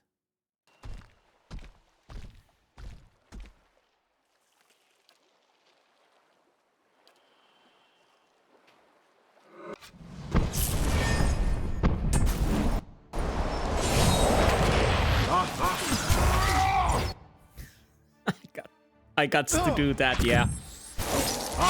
Probably not too efficient against these guys. Okay, Brood Mother. And you attack that. I'm ready. You attack that. Ready, you Watcher. shoot that. Dog. You attack that. Hmm? We need to take that wizard down, and we need to hope that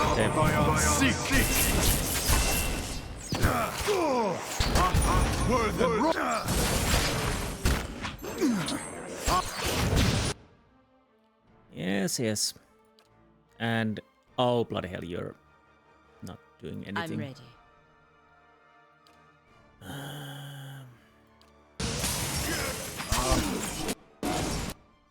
So Ada, you could try to heal yourself if you can.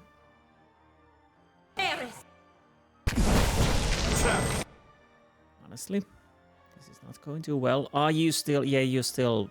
Bloody hell. Paralyzed. So will that mean you can't heal yourself? Probably yes. And Ere, I don't know why you're not healing. Well, we are waiting for this to happen, so hopefully it works. You can try to heal Aloth, at least. Huh?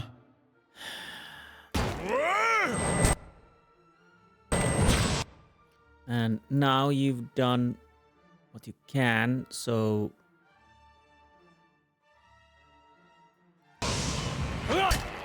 Now, finally. Consecrated ground. No. So you need to move forward to make it. Am I not attacking anyone? No, because of course I was healing, so there's that. What? Now, consecrated ground, please. That works, I hope, at least. Aloth. Some... Worth and Wrath! Bit too late.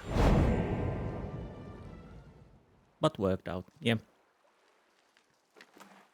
Yeah, I'm starting to... I don't know. I really don't know.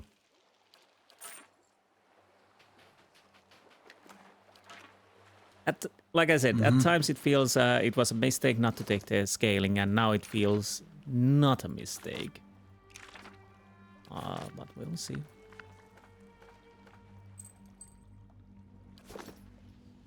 Now, it would be tempting to sleep, but I think not yet. The artillery, nice. Probably not best to use against those. I'll have to remember that I do have the ogres.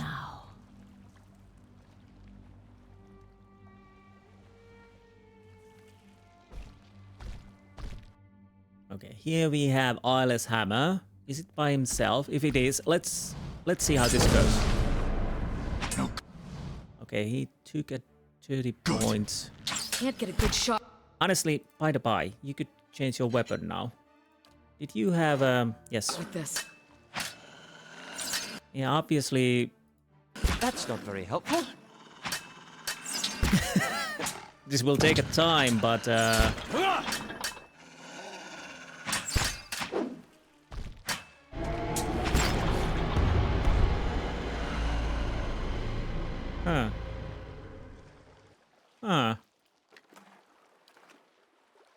At least on 1-on-6. Sure. It kind of worked. Oh, bloody hell, we have these kind of things. Can we, you know... Oh, no, that's not good. That's not good. That is not good. I failed completely here.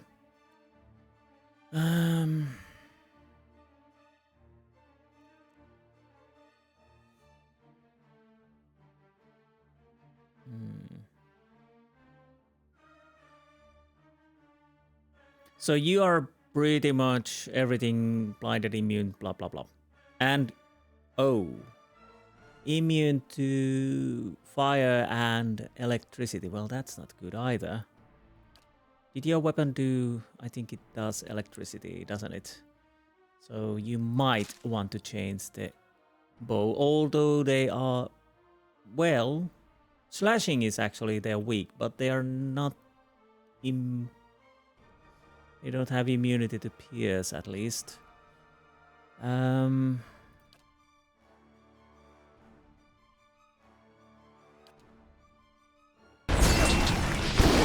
not... I'm ready. No, you're not. So, what was it? Fire and shock. So we don't use that.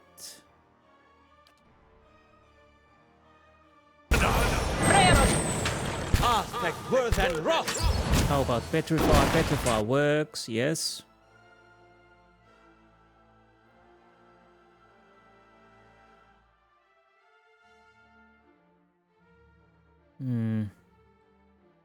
Freeze, damage, and paralyze. Okay, that's something we could try. And chill fog, why not? So could you know, get up?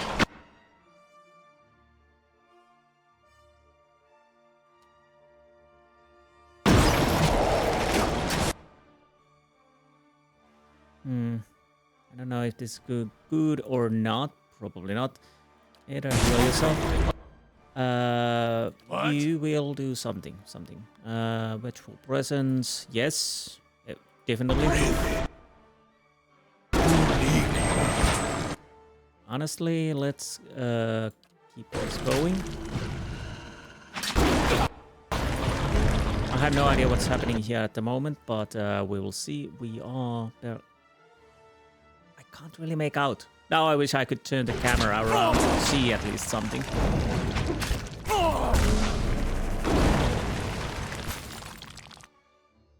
I'm kind of tempted to try my...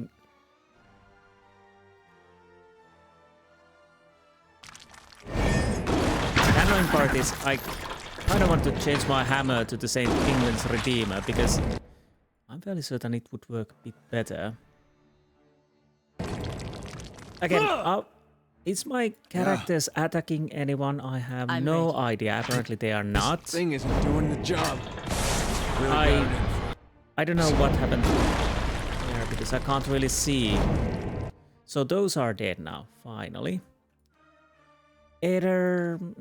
If you die, you die. Attack the bloody tentacle now. There's more. Not good. This thing is... So, damn it. Well, to be honest... That's it! They're overall not that bad if I can only just kill them. I'm not caring about if Eder dies, because we need to rest anyways. Okay, one tentacle down. That's not very helpful. Look! Could you guys, you know, attack and not... Dead on! Just stand there, you know? Why are you standing there and not attacking? It's no use. I need something stronger. Don't worry about...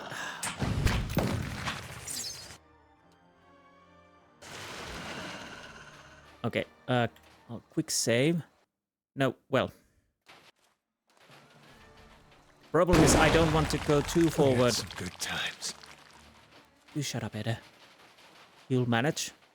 We are not in a fight, so I'll make a save now. Because I kind of want to deal with the tentacle before we sleep. Honestly, I feel the tentacles be more problematic than the other ones. Dead on! Maybe not.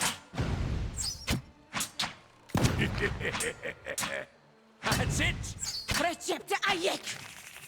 And I'm fairly certain the last battle would have gone bit... Mariko, what's at the other end of that disgusting thing? Well, hopefully we don't find out. I'm fairly certain that half of the battle my two characters didn't do anything. Because it was hard to see what's happening behind them and these guys leave the bodies. I thought it was just down and we were fighting. Now, Vessel. Vessel... Oh.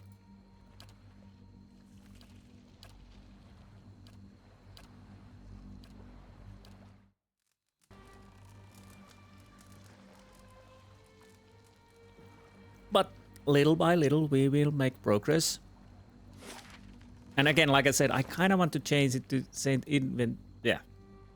St. Edwin's Redeemer, but...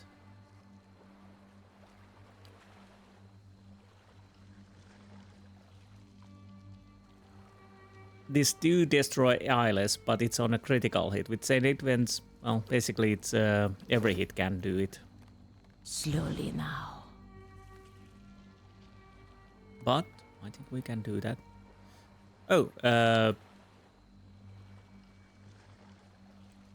okay.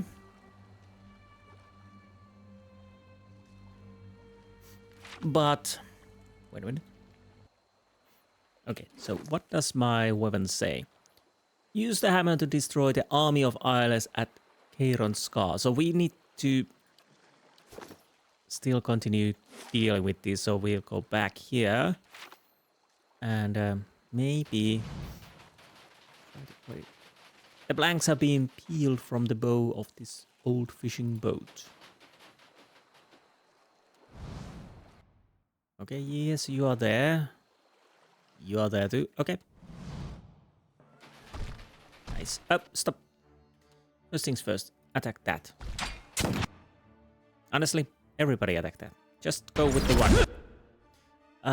That was Pelaginum.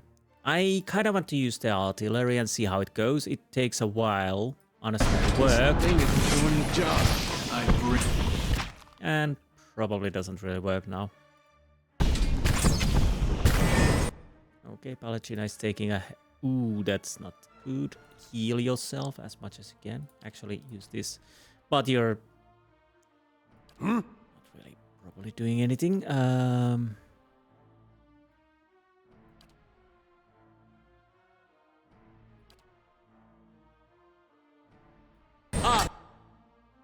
Yeah, there's nothing I can do about it now.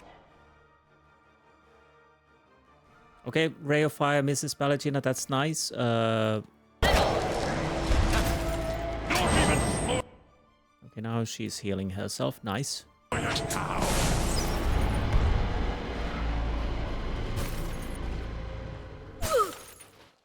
I don't know if the artillery ever came.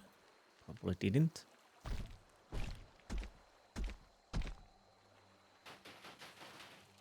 Okay.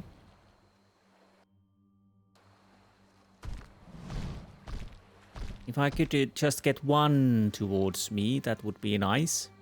I'm just standing here waiting Bastard to come. Yes, yes, come on, come. Don't. Don't. That's it!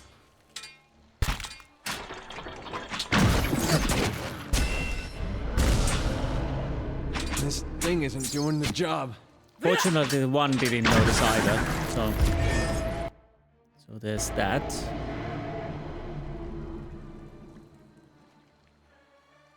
Okay, thank you.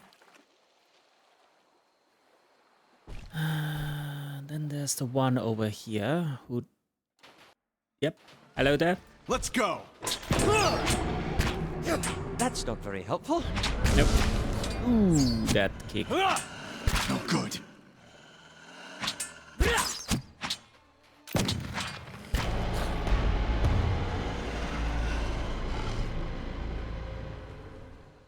Nice. Can just make out the blurred shape of an eyeless behind the eyes. Okay, nice. Little by little.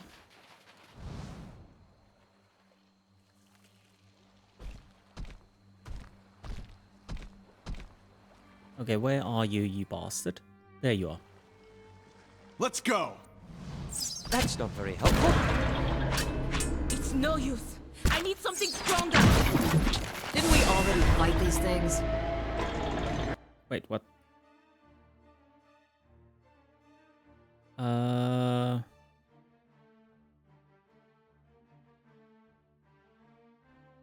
Oh, activates destroy eyeless. Okay. Nice. Keeping an eye out.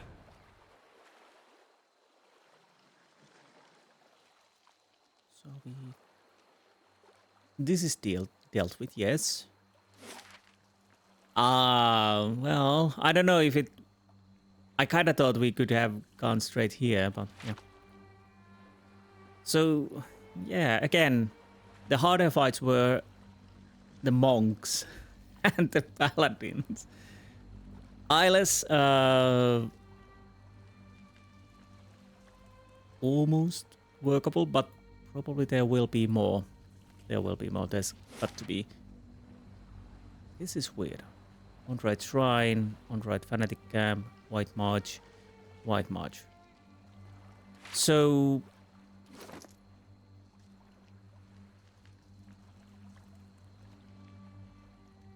we're not done yet, obviously. So let's go to here.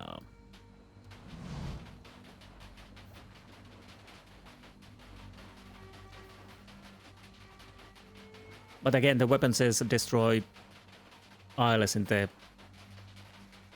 this area, so I guess I need to destroy every last... Wait. Okay, That's it. I thought you weren't.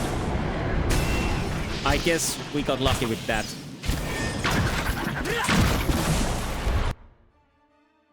Again, eyeless hammer, nice.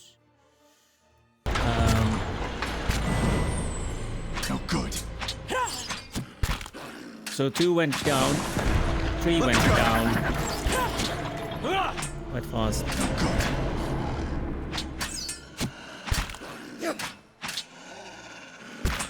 Blast!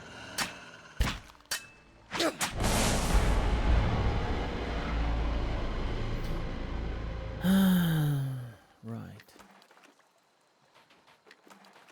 Weird thing is, Pallegina could use an S-stock because they don't have a really protection against special protection against piercing, which is at least nice. Again, use the hammer. Fine. He'll be using it. So, Ionni, Brathr, Fragment.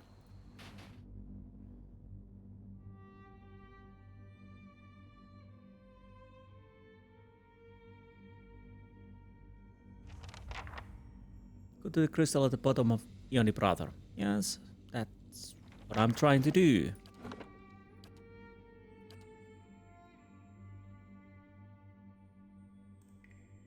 I'm trying my best, yes.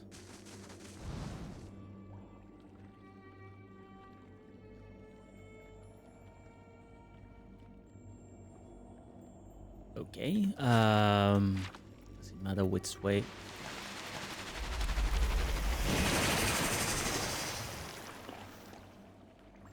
Oh, great.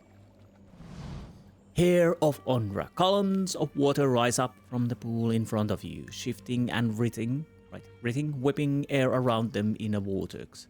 This can only be Onra's hair, appearing before you at a fraction of the size typically reported by mariners unfortunate enough to encounter them on the high seas. You have done well to have come so far.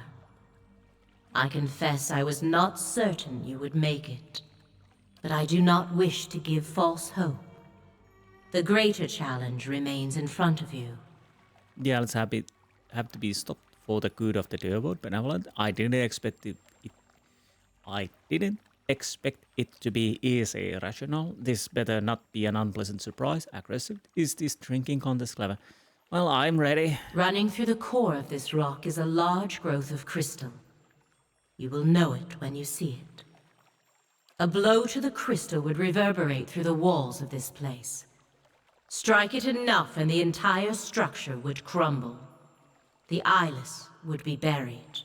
Of course, it would take a person years to cause enough damage. Yes, passionate. What did you have in mind? Strike the crystal with Obsidian's hammer. The eyeless will wake and come to its call. Join in striking the crystal. They will cluster together and bury themselves. I have realized it is best that they should be ended, for within each of them is a small piece of Obsidian himself. Upon their deaths, those fragments and the memories they contain will be safely dispersed. Hold up, you're helping me because you're afraid that those memory fragments of Abaddon goes back to the Abaddon. You're afraid of that.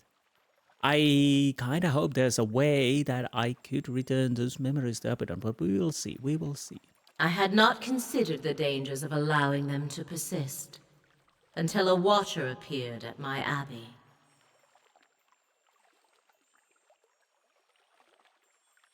What aren't you telling me?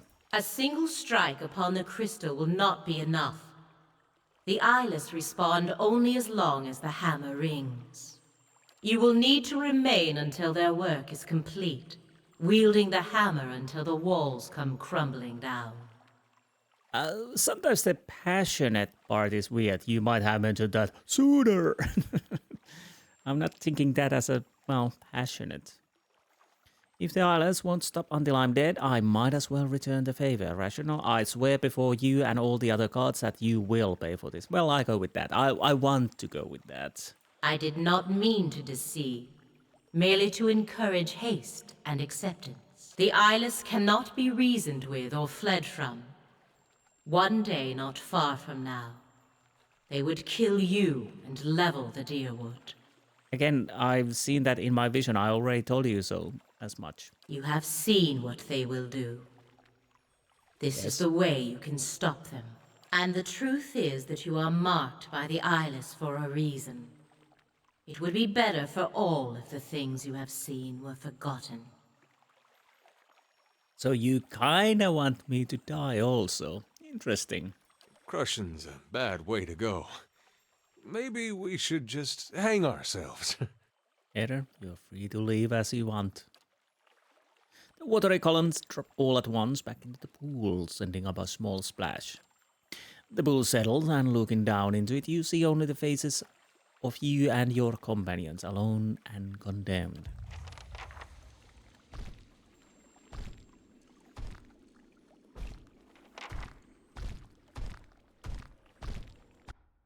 Oh, good thing I couldn't save now. No good. That's it!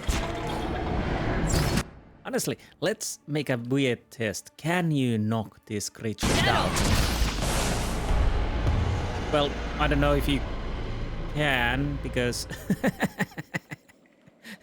I was a bit faster, I guess. Fine. Now, this is the question. If I can scale that tree, I probably should do that. I shall be discreet. But like I said, it's been a weird experience because I'm afraid this would be a cakewalk. And with the Isles, it's been. But with the monks and the paladins, it's not. So, oh great. That's not very helpful.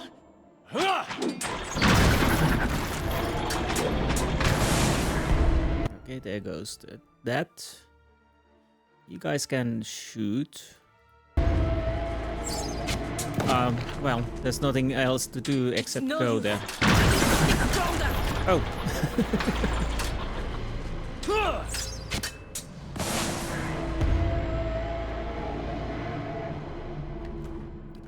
Yeah, the hammer is nice.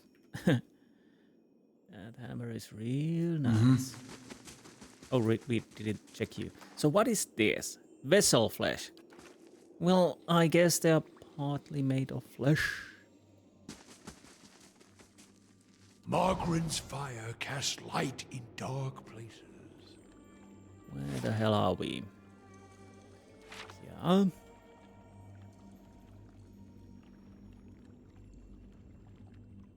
Why can we check that? Quick save. Judging by claw marks and scales around the edges of this pool, you believe it's regularly used by lack of it. You see something shimmering in the depths of the frigid, murky water. Who would I want to send?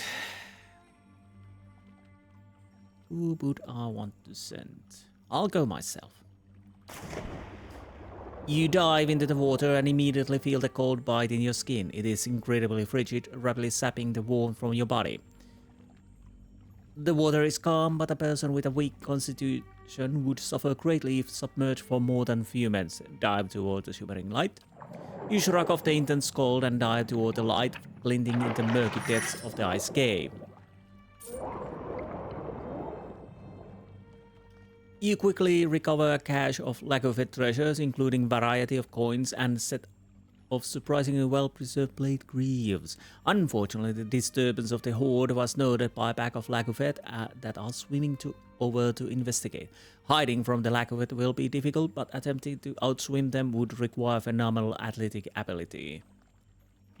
Fritters bladed greaves and 145 times silver fenning attempt to hide.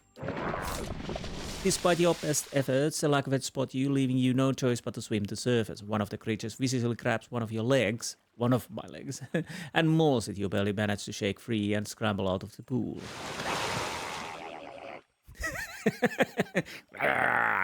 Moments later, a furious lack-of-it erupts from the pool.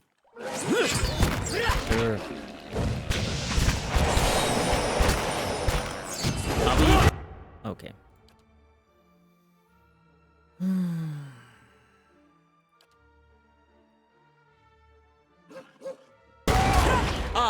Worth and rough. I'm not really worried about the plug of that at the moment, but we probably need to sleep. Yes. Do we? I have a wrenched knee.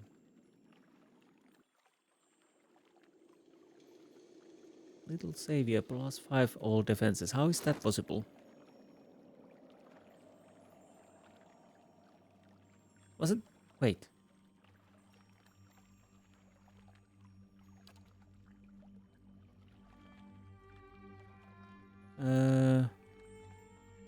Oh no, yes, you have that. Okay, yes, I was a little miffed. So while free to play Greaves, +5% armor speed penalty, +3 damage reduction, /PS cross, grants what? I don't know.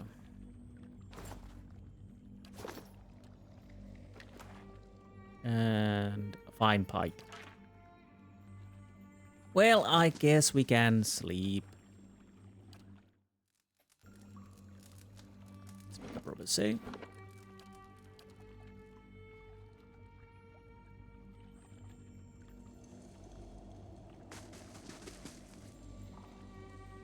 I'm on the trail. So I have no idea how far we need to go. Oh, there's some frozen isles, and let's deal with this one. That's not very helpful.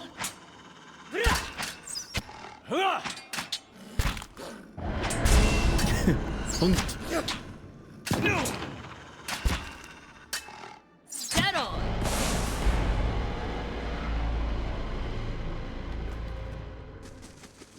Okay.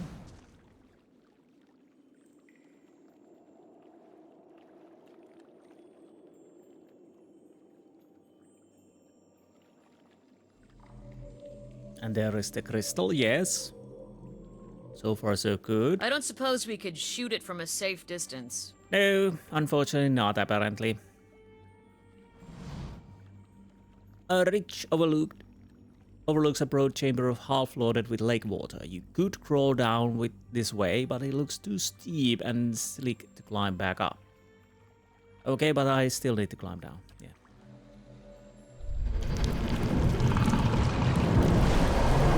Oh, fuff. It may be big, ugly, and sport of the god, but in my feathers it bleeds like anything else. So I guess we need to change.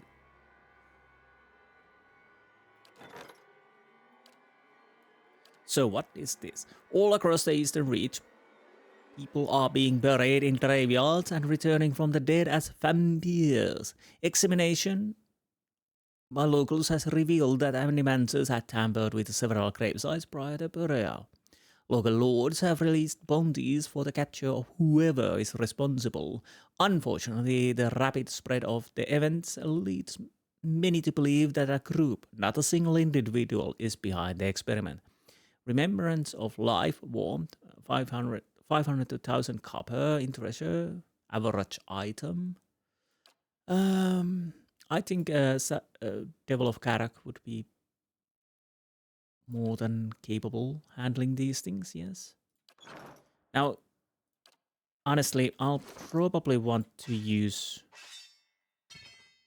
bit different weapons with you. And shocking. So what can we know about you? Nothing really, except immune to charm, confuse, and dominated. Makes sense.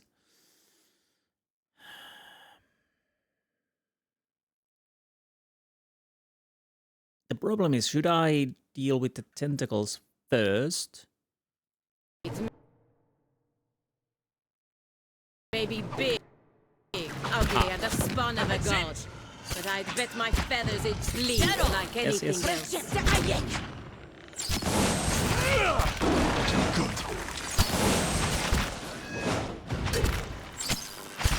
Because if I could actually... That's it! Okay, wait, why are you there? Okay, let's attack the... Let's go! Middle one. I guess we just need to... Wait. Everybody's use... Oh, I didn't change the weapon. Yes, I totally forgot. Sorry, that was my bad, totally. I changed it everybody else, but not Ready, Watcher. yours. Okay, heal. Now, everybody, just leave the tentacles alone and deal with the bloody kraken. That's the biggest worry, because I'm fairly certain that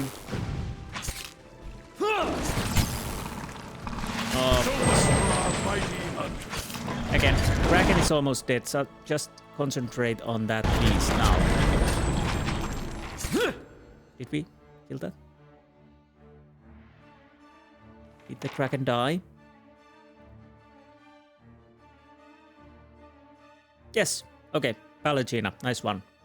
Now, everybody change to weapons. Pallegina, unfortunately. Well, you are dead, unfortunately, yes.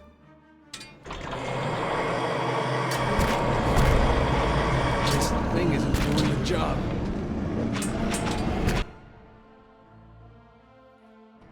Yeah. Not going to. Well, a heal. Heal. Aye? Wait, come on.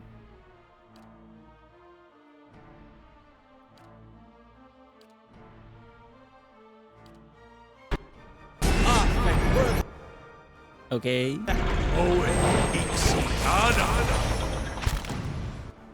And a little bit healing going, please. What is happening? Oh, Phantom.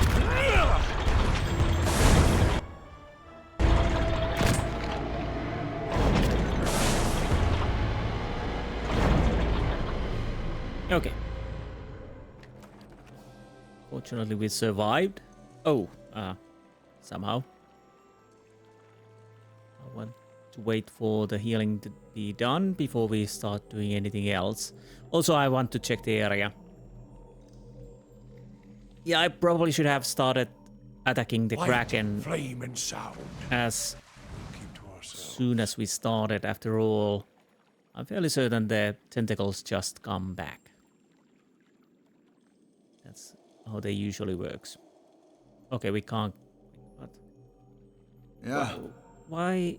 Oh, so there are different areas we can't go, like so. Fine. Let's deal with this now.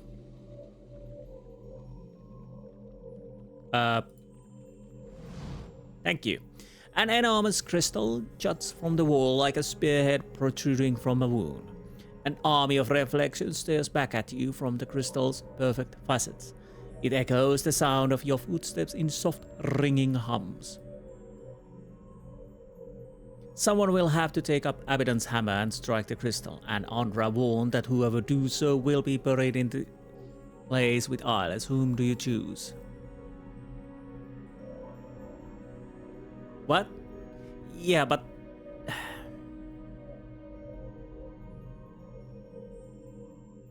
Well, I'm gonna do it if that means game over if I end up buried alive, I guess, so I'll choose myself. You have led us bravely. It has been an honor to follow your lead. The gods really have it in for you. I wish they knew you like I did. As long as I live, Masuk will sing your name alongside Persok's. I kinda think we're not gonna die. Straight into the fire, then. Your chances aren't favorable, but at least you've learned to embrace the test. I told you I'd be good for you, Watcher. I guess thanks, Terence. You take the diving helmet and tuck it away, just in case. You have the hammer and swing it at the crystal. A perfect clear tone rings through the air and resonates through your teeth. A second later, ripples shiver through the water. Something big is coming. You give the others a final nod. The rest of the party scrambles out of the flooded cavern and flees through the tunnels. You continue hammering at the crystal, each strike magnifying the last. The echoes build into physical tremors. Meanwhile, a heavier rhythm pulses through the cave. Footsteps. Dozens of them. Oh, nice. The other... Let's try that again. The others round a corner only to see a line of eyeless advancing. The creatures stagger to the rhythm of the hammer thuds below, yet they crane their necks towards the party, ratcheting back their piston arms. Mirror image? I'll cast the mirror image. Consider who will cast it. Well, Aleth. Palagina's likeness appear along the tunnel. The eyeless roar around fruitlessly at the images. Dodge past the eyeless. The body sprints past the distracted monsters. Fortunately, the creatures are too focused on the hammering to give chase. They continue toward the cavern. You maintain your steady tempo on the crystal. Eyeless gather in the cavern, where they batter the walls in time with the hammer's rhythmic blows. The ground shakes, falling rocks and shattering crystals splash to the ground. The party flees through dark, rumbling corridors. More spellbound eyeless shamble along, but they are too entranced by the swelling cadence to take more than an idle swipe at the party. The tunnel narrows, light filters through ahead. The exit must be around the next bend. But it's clogged with rubble. Meanwhile, the ground drops several feet at once and the tunnel begins rolling on its axis. The distant sound of rushing water echoes from the cavern. Lever the rubble with the primer. There must be a weak spot, but it will take a practiced eye to find it. Who will clear the way?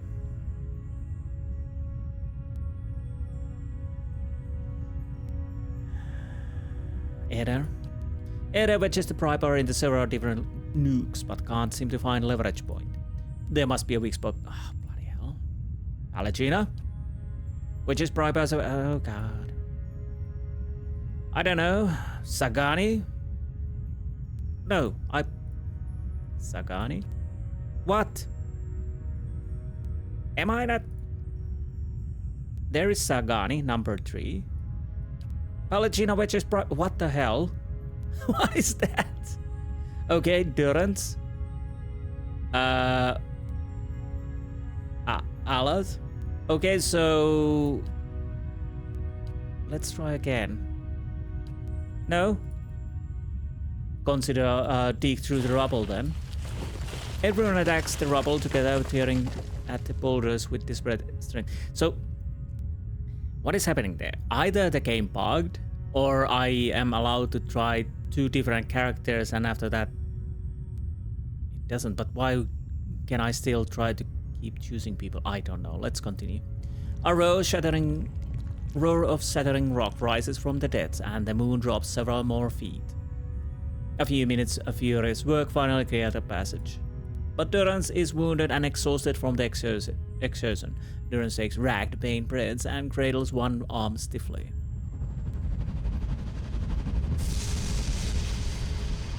The moon shadows again. The party escapes under the ice just as another thunderous crash sounds from below. Eyeless continue pouring into cavern from every visible tunnel and crevice.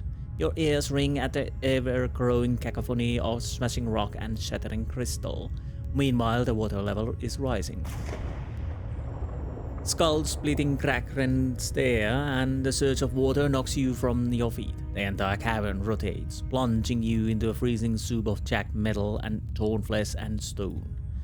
The others dash across the lake. The ice squeals and crackles, rocking dangerously underfoot. The sinking moon groans. Long fissure race across the ice.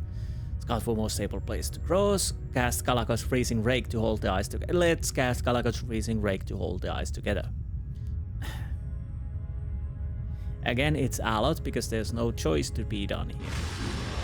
A spectral hand sweeps the ice in front of the Palagina. The ice sheet knit back together, holding just long enough for a safe crossing. At last, everyone reaches the safety of the shore. In the middle of the lake, only the tip of the moon is still visible above the ice. The survivors watch in silence as it sinks into the depths. You trudge through the rubble at the lake bottom. The water is freezing, the air in the diving helmet is acrid, and the sound of your own breathing roars in your ears. Still, it's better than drowning. You navigate out of the settling rubble and see the ghostly light of the surface above. At last you reach the shallows. You punch through the thin crust of ice and crawl ashore, trembling but alive. What a shock I didn't die. I'm not certain if you send a companion there, that could actually die, probably, maybe. Okay. You stand at the edge of the lake. The bobbing of the ice and the rippling of the water's surface slows until you're looking at the moment frozen in time. When the world begins moving once more, it moves in reverse. Okay.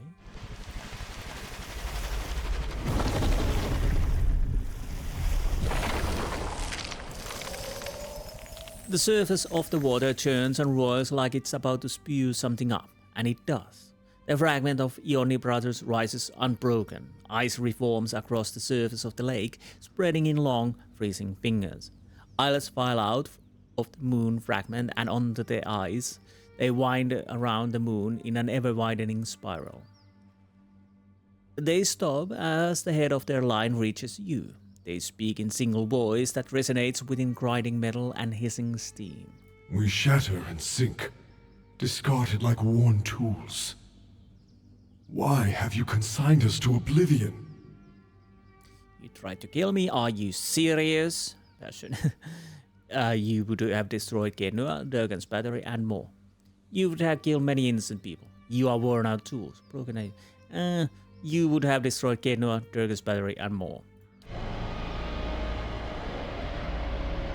Their protest is sharp as a squealing metal. Blasphemy! These are jewels of civilization. They are sacred. We would sooner sacrifice our own bodies than dislodge a single stone from such a place. Why do you torment us with baseless accusations? Tell that to the Barkrune Guild. You were changed from Preserver to Destroyer. Ondra changed you from Preserver to Destroyer. Who else could have done such damage to mighty Barkrune? Ondra changed you from Preserver to a Destroyer. The islands are still, but you hear their gears whir as their collective spirit ponders this. Then we were betrayed. No, you were either to serve new purpose. That depends on how you look. Yes, you were transformed against your will. And we were made to betray something we cherish. You feel their bitter agony like a hammer strike. The legacy of Engvitans, you mean? The bedrock of civilization.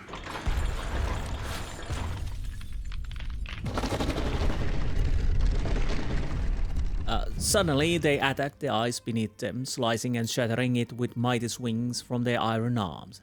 And where the ice breaks, the ancient towers rise, blotting out the sky and white peaks. Ondra wanted Engvitan civilization forgotten. Better for her tides to ebb and her seas to dry up than to cover a single stone the Engwithans laid. The ice shakes with the fury of the eyeless. Each culture builds on the bones of the last. Yet many only look up at where they would go, never down at the foundations that bear them. Like a mason who builds a listing tower. The remaining ice sheet cracks and groans. What peril do they inflict on their progeny? And what dishonor on their forebears? You hear the strain of crumbling stone in the voice of the eyeless. You think it advised to forget the past. Why do I need to say that? Because... okay. Apparently I have to say that, though I'm thinking it's unwise to forget the past, whatever. It is unwise to douse a lamp in darkness, to cut the legs from a table. This forgetting is suicide, heresy. Yes? Every advance in the crafts and institutions of Kith was forged by skill and sacrifice. You feel these words and the anger behind them in your bones, yes? A people cut off from their history will wither, and they deserve no less. No, they'll be free to choose their own path. Then what do you suggest? I agree. That is why we must return to ourself and restore Abidan. What do you mean about returning yourself? Perhaps Abidan once meant to forget his past. Some knowledge is too dangerous for this world. That's Ondra speaking. You speak as if history were a guide, yet it doesn't always provide good example. That's... well... bad example is an example too.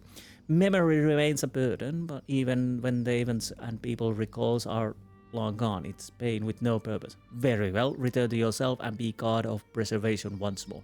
Enough, you must not restore Abaddon's memory or his dominion over preservation. Very well, return to yourself and be the god of preservation once more. We shall see this world and its people restored. A great wind shows at your back, your ears pop, and you feel for a moment as if all of the air is being sucked from the sky. Suddenly it ends, and you are standing in the snow, looking over Cayron's scar. Extraordinary positive. The Eyeless disappeared beneath the lake, their bond to Andra finally severed. With this threat ended, hope returned to the White March. Hunters returned to the wildernesses, and travelers to the roads. Tales of the Watcher's bravery replaced stories of monsters in the woods. The villagers of Stalwart busied their hands with work and their tongues with song, eager to seize on the promise of peace. Nice. Abaddon's Hammer. All soulbound upgrades completed. Ring of the Ancient Forge. Yes, that is the stun. Yes. Abaddon's Labor. Yeah, we know that too. Plus 18 accuracy, plus 65% damage. It's a mythic now. Grants Abaddon's power on critical hits for target only vessels. If successful, prone 5 seconds. Okay. Grants Echo the Maker passive. Frighten for 3 seconds, accuracy versus will. Okay, not bad, not bad. So, quest completed. For Golden Army. I escaped the lair of Eyeless, and as they died, their souls left their bodies. I was able to speak with them. They are fragments of the soul of Abaddon himself. I decided to allow them to return to their master, so that he might remember the past, and that he was once the god of preservation. Nice. So, let's see. 30 to 43 and 99. Still two-handed. Not bad, considering that. Yeah. But still, I kind of think I will keep using these. I'll keep this, of course, in my inventory just in case. Can I? I can't. Unfortunately, I can't. That would be great to put Dragon Steel in it, but unfortunately, we can't do that. Because we still don't have the vessel destroying skill there, but I will keep it if we need to use it. It's still pretty good. Probably the best hammer in the game, I would guess. So, what do we have now? White Forge, nothing there. I reach a crystal lake at the bottom of the lake. Ionni Brathr fragment struck with the Abaddon's hammer. Yes, they will destroy me and thousands of others. No, not anymore. Well, weird. That is done. That is indeed done. Sagani leveled up. That's okay. We'll do that later.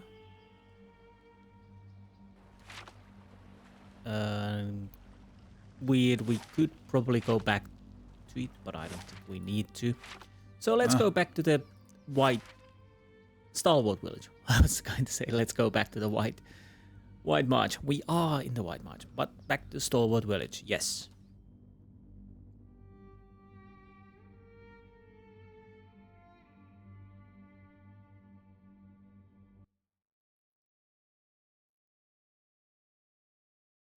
Celebrations are in order. Oh, I was wondering why we were walking so slowly, but yeah. Anyone? Anything? Let's... Or do I need to go and talk to the guys inside the forge? Dariana, you are standing there. They've doubled our manpower at the White Forge. Okay. Most folk here are excited, but anxious. There's already news of raid Sarens gathering at the border. Only a matter of time before someone takes a swing at us. But this time, we'll be ready. Okay. Bit anticlimactic, if I'm so. Yes. How's the starboard doing this? We've repelled. Okay, we know it all. Bit weird ending that these characters don't say. You're still waiting your turn. Okay, that's great. Okay, I need to go and check the White Forge, but overall this feels a bit weird. Nobody. We just, you know, save the whole world, and especially Stalwart. At least they know the threat. I don't. I understand that Defiance Bay doesn't understand the threat, but these guys do, and it's fine. Okay. Nice. Oh, by the way, do I have quite refined how many I can create? 3. Nice. Okay, there's no one here. Let's go to the front door. Maybe the cannoneer like to say something to us.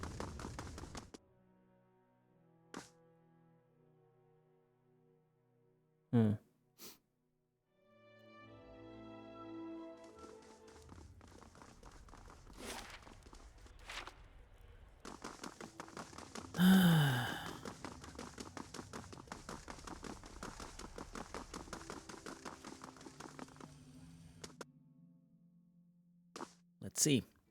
Probably has nothing to say to us. Most likely.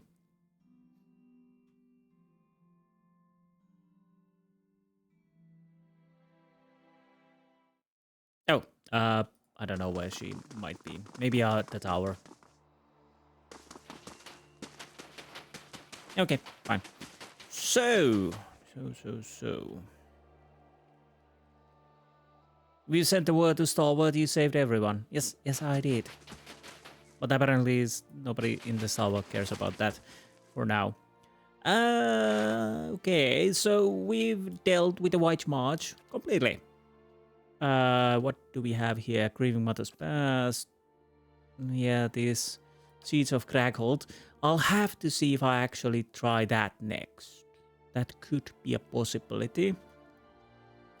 We are at level 15 and probably should be fine. Maybe.